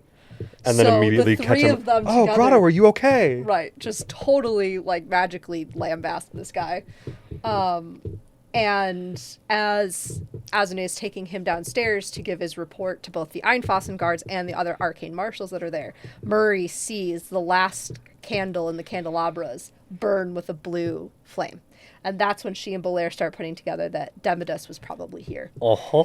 And I think it's pretty closely after this moment, once they go to the Hollow Round, where they're talking about how what seems to be implicated so far is that Demodus was looking for other work after the market shut down. Yup. The Taconuses hired him to create the illusion that was shown to the people at the gala at the Royce house after they'd already been destroyed. Yup, because he was researching very quickly Fairy music Fey music and things like that. And then he's now disappeared. And what we find out is that the Taconuses have said he's stolen an arcane artifact from them. Yep. So now it's like very clear that they're trying to tie up loose ends. Yep. And At which Demodus point, is one of them. At which point we find out that Misha from the theater Has been arrested. supposedly in connection Right. to Demodus. I think we talk about that and then we can go back and talk about the paint. Because the paint is kind of separate from this It is. moment. Yeah. So they go to talk to Misha, all of them, and Brennan explains that they all have a reason to be at Brethren Hall. They all have a reason to be with Azune, so it's fine. Yeah. Oh, yes, because Azune was basically assigned to, hey, go keep an eye on Hal. Yeah, We wanna make sure that- he's, watch him with prejudice. Yeah. We want to make sure that he upholds the exact wording of the licenses that allow him to use any amount of illusionary magic at his theater. Right. And that allows him to be at the hallowed round at all. Yes. And all that kind of stuff. Excuse me. So, this was the next page, I think, for my notes. Oh, yes. The last little note I had written about the Belair and Murray, like, zeroing in to Grotto's brain to hit him with this was just that, yeah, in situations like this where lies reign supreme, I love that the truth itself may be the most dangerous weapon of all. Yeah. Yeah. Yeah. And again, using lies as a means of delivering that truth. Again, still very much feeling like the love letter to theater that Hal and Belair kind of are different sides of the coin of. Yes. Yeah. Yeah. So the Lieutenant Shamad, who's the one that arrested Misha, tells them, hey, I'm really just looking for this Demodus kid, but we think Misha knows where he is. Can you get him to talk to you because you, Hal, you know him? So they go in and they talk to him. Misha's like, I talked to the kid yesterday. He was asking about fame music. I don't actually know where he is at all. And this is kind of where we figure out that Demodus is probably the one that set up the illusions, hired by the Taconuses, blah, blah, blah, blah. When they're finished there, Hal essentially pays off Lieutenant Shamad, to bring Misha back to his house on house arrest. Fully just, hey man, how much do I have to bribe you? You know my connections. You know my reputation in the city. Yeah. Here's a coin purse that essentially had a whole month's wage worth of gold in it for someone like the lieutenant. Yeah, 50 gold. Yeah. For just, hey, let my buddy out on house arrest instead of continuing to hold him in here where you've clearly beaten him. Right. Over nothing. Right. So he rolled a 23 persuasion on that, which I thought was great. So that's pretty much where we're going into the next episode of what's going to happen at this dinner at the Seven Stars. What's going on with Demodus? Are we going to find him first? Et cetera, et cetera. Separate kind of from all of this, in between all of these moments, was when everybody met at the Hallowed Round to investigate the paint and the amphoras that the paint came in. Yes, we're like an episode later following up on the amphoras have the hand and wheel symbol on them. Let's look at the paints, figure out what's going on with them. Yes, exactly. He's our new favorite NPC. Yep. Yes. Every table has to have their favorite NPC, and the hounds for the soldiers table, I think, and then I don't know, who would our favorite NPC be from Seekers? Oh God, what's his name? Tallbear, the hot druid, the hot bird druid, Oh. the hot bird druid of the hunt. of the hunt. Yeah. Oh Yeah. God, what's his name? Starts with an M, I think. Does it? Does it start with an M? I'm Hanan. so Yes. yes, Hanan. Hanan, Thank yes. you. It's like it starts with an H, but it's not. Yes. So that Hanan, now Demodus is the hot obviously going to bird be our druid. favorite one from the schemers, at least at this point. At least for now, definitely. Oh, absolutely. But no, 100%. Had Demodus for a day and a half and just precious. Yeah. If Belair anything would wrong, kill for him, and that's great. Also, I forgot this, but I didn't write it down, but I remember it, that Demodus has a chameleon familiar. That's right. So he essentially has Pascal from Tangled as a familiar. And everybody loves Pascal. I love Pascal's great. So, full on, Hal just sticks his arm into the paint. He's like so over it. He's worried about Misha. He's worried about everything that's going down, and he's just like done. And he's like, Yep. I'm just gonna stick my whole arm in here without doing any kind of precautionary magic. Well, I mean, they had previously looked into the paints and figured out that they were not themselves inherently magical. Right. But there's like some weird magical potentiality about them. There's again, this was part of their initial investigation when they took the paints. So I completely get his initial, you know what? Screw it. Let's see if there's anything at the bottom of these amphoras. Yeah. If there's anything just like sitting in there that I'm supposed to find. Yeah. And no, nothing. Yeah. So they lift up the amphoras and they find the hand and wheel, right?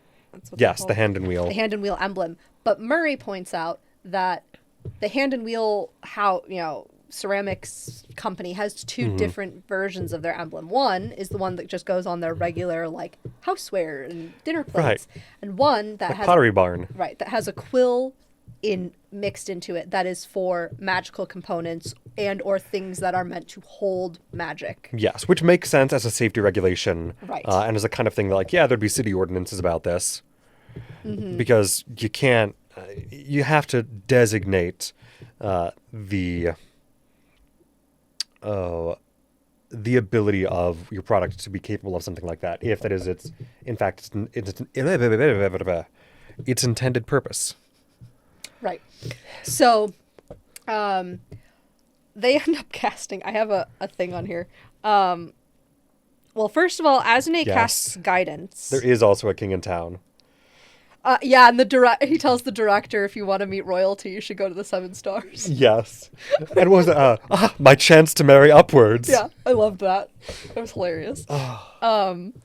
So Murray is doing an Arcana check on the paint, and specifically the very slight, less than minor illusion magic that seems to come off of the paint, like almost like a residue instead of actually something that's on the paint. Yes. So Azune casts guidance.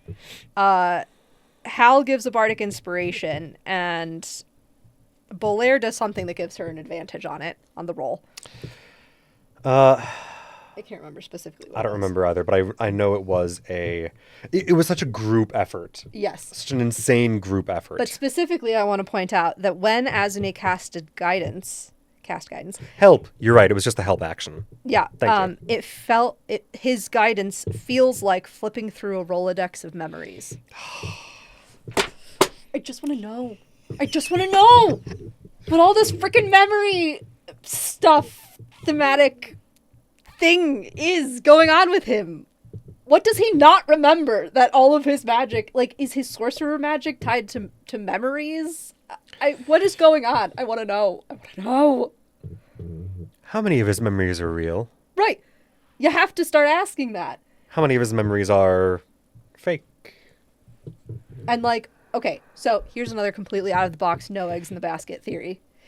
What if he's like the blood that they're trying to protect because he is some royal son of one of the, destroyed houses or whatever, and he did grow up starving, and so maybe some of that's true, but some of it isn't. And are his memories all real from after he's met Thiazian, or are How there much have they been altered if still- they've been altered? Right.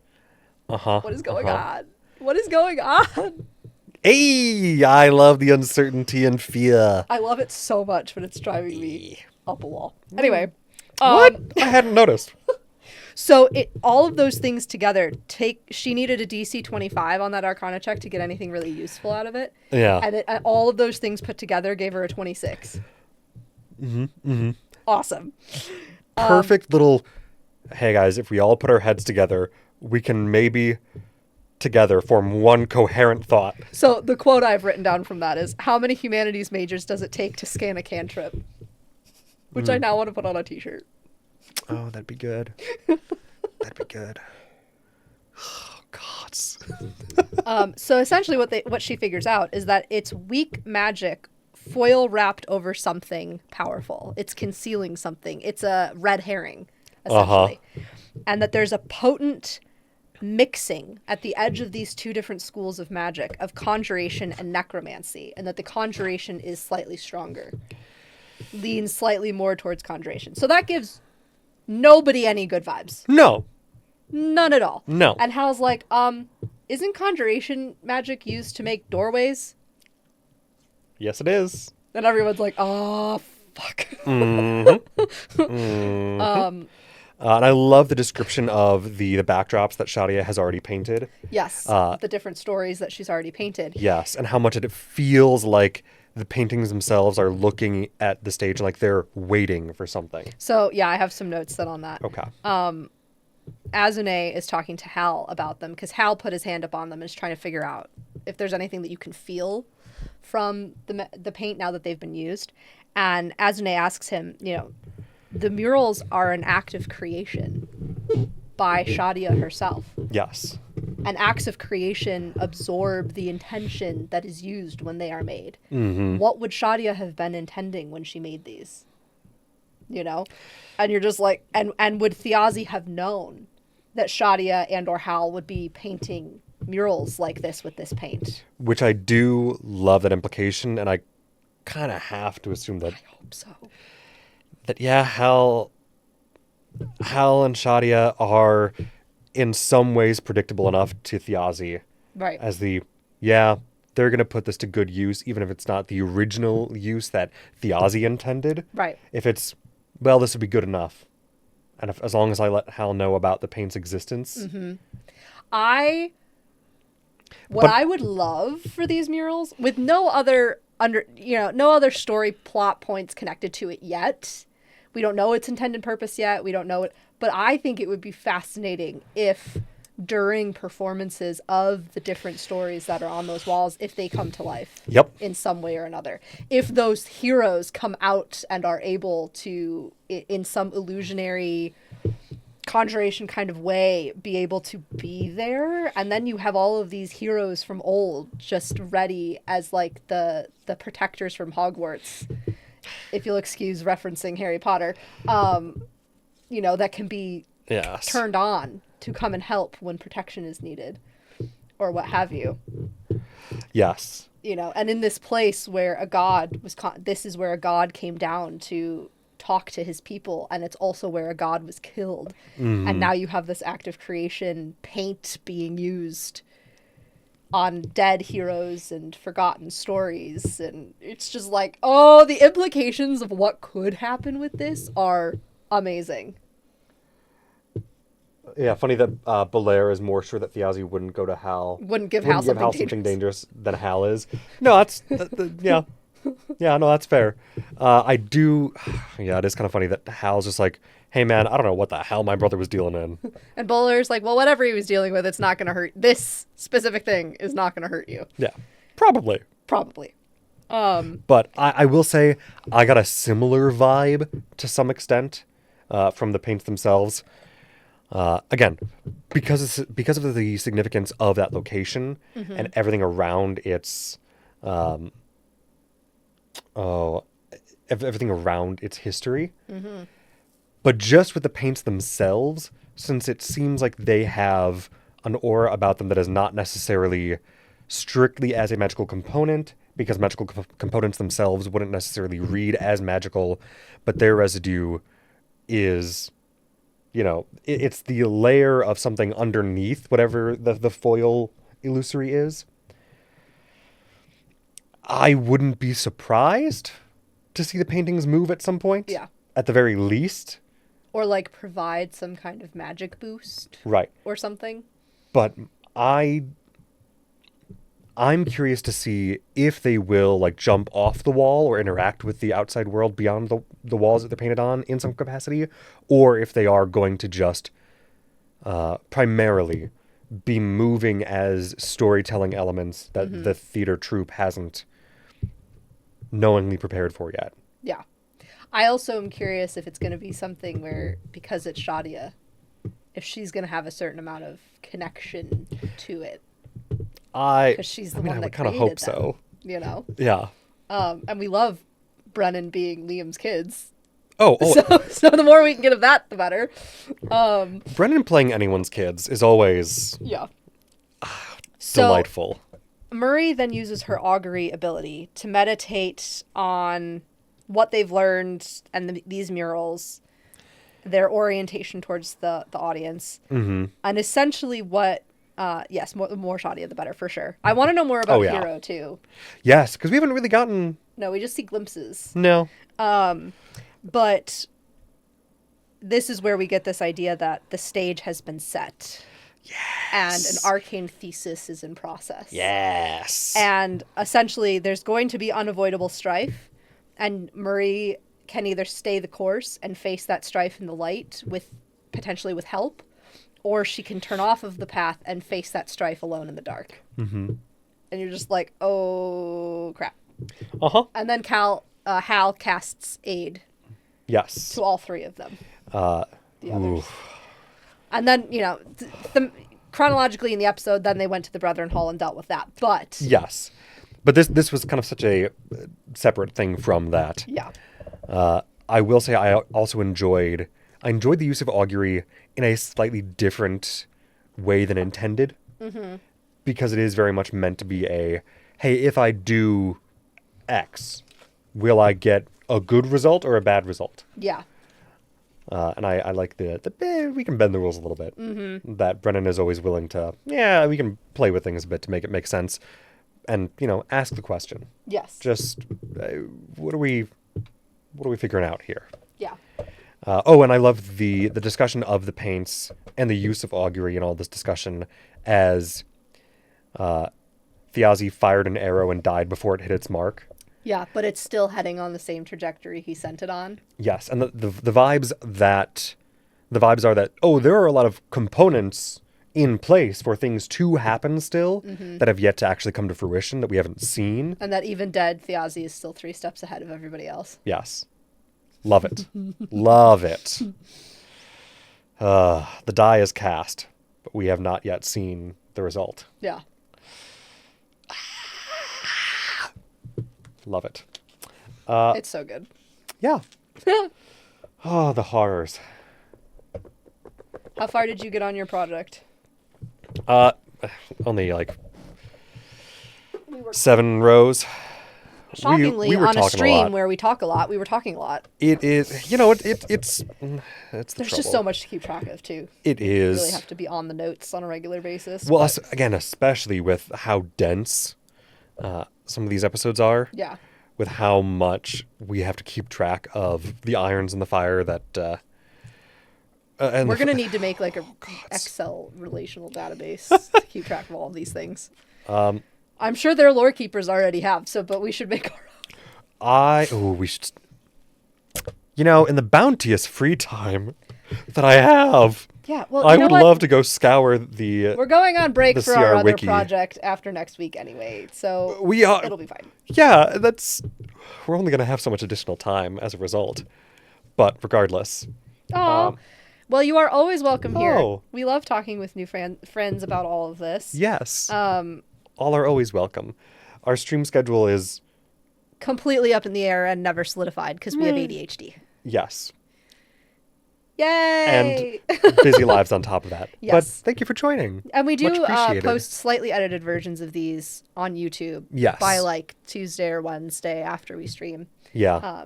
Just if you're not able to join us for the live stream itself and you want to watch or hear any of our wackadoodle theories about things. Yeah, and some of the ways in which our wackadoodle theories have changed as we go, oh, that's maybe not applicable anymore. Yeah.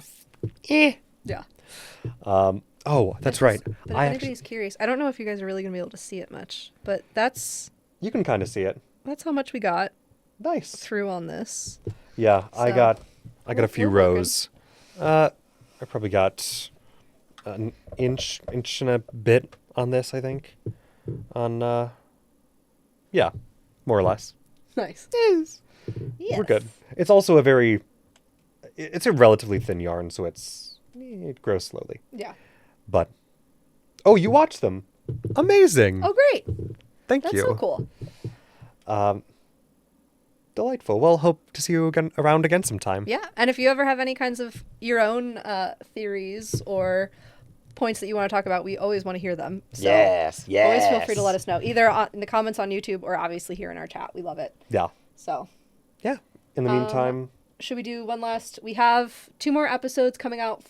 Well, technically, we have 3 more episodes coming out for our podcast that we do, which is separate from this. Yes. We have an edutainment podcast called Hyperfixation Investigations.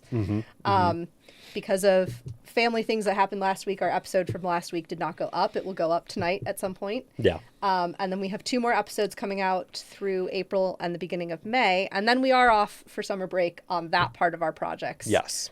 Probably until October. It's It's going to be a long break from the podcast. gonna be a busy summer, regardless. Yeah, I have 4 family weddings in the span of 4 months. Some of them include travel, so it's a lot. It's wild to me how close some of them are together. And 3 out of the 4 are on the same side of my family. Right, which is the thing. Yeah. It feels like, hey, we could have separated this a little bit more. Yeah. I mean, I get it, but 2 of them are for siblings. Anyway, but we'll be back with the podcast then in October. We are going to continue doing this through our summer break, and do things like script our intro and create some more graphics for our YouTube videos and yeah. catch up on some things that we've let fall to the wayside the last few months. We'll get there. We'll get figure it there. out. But we thank you all so much for joining us.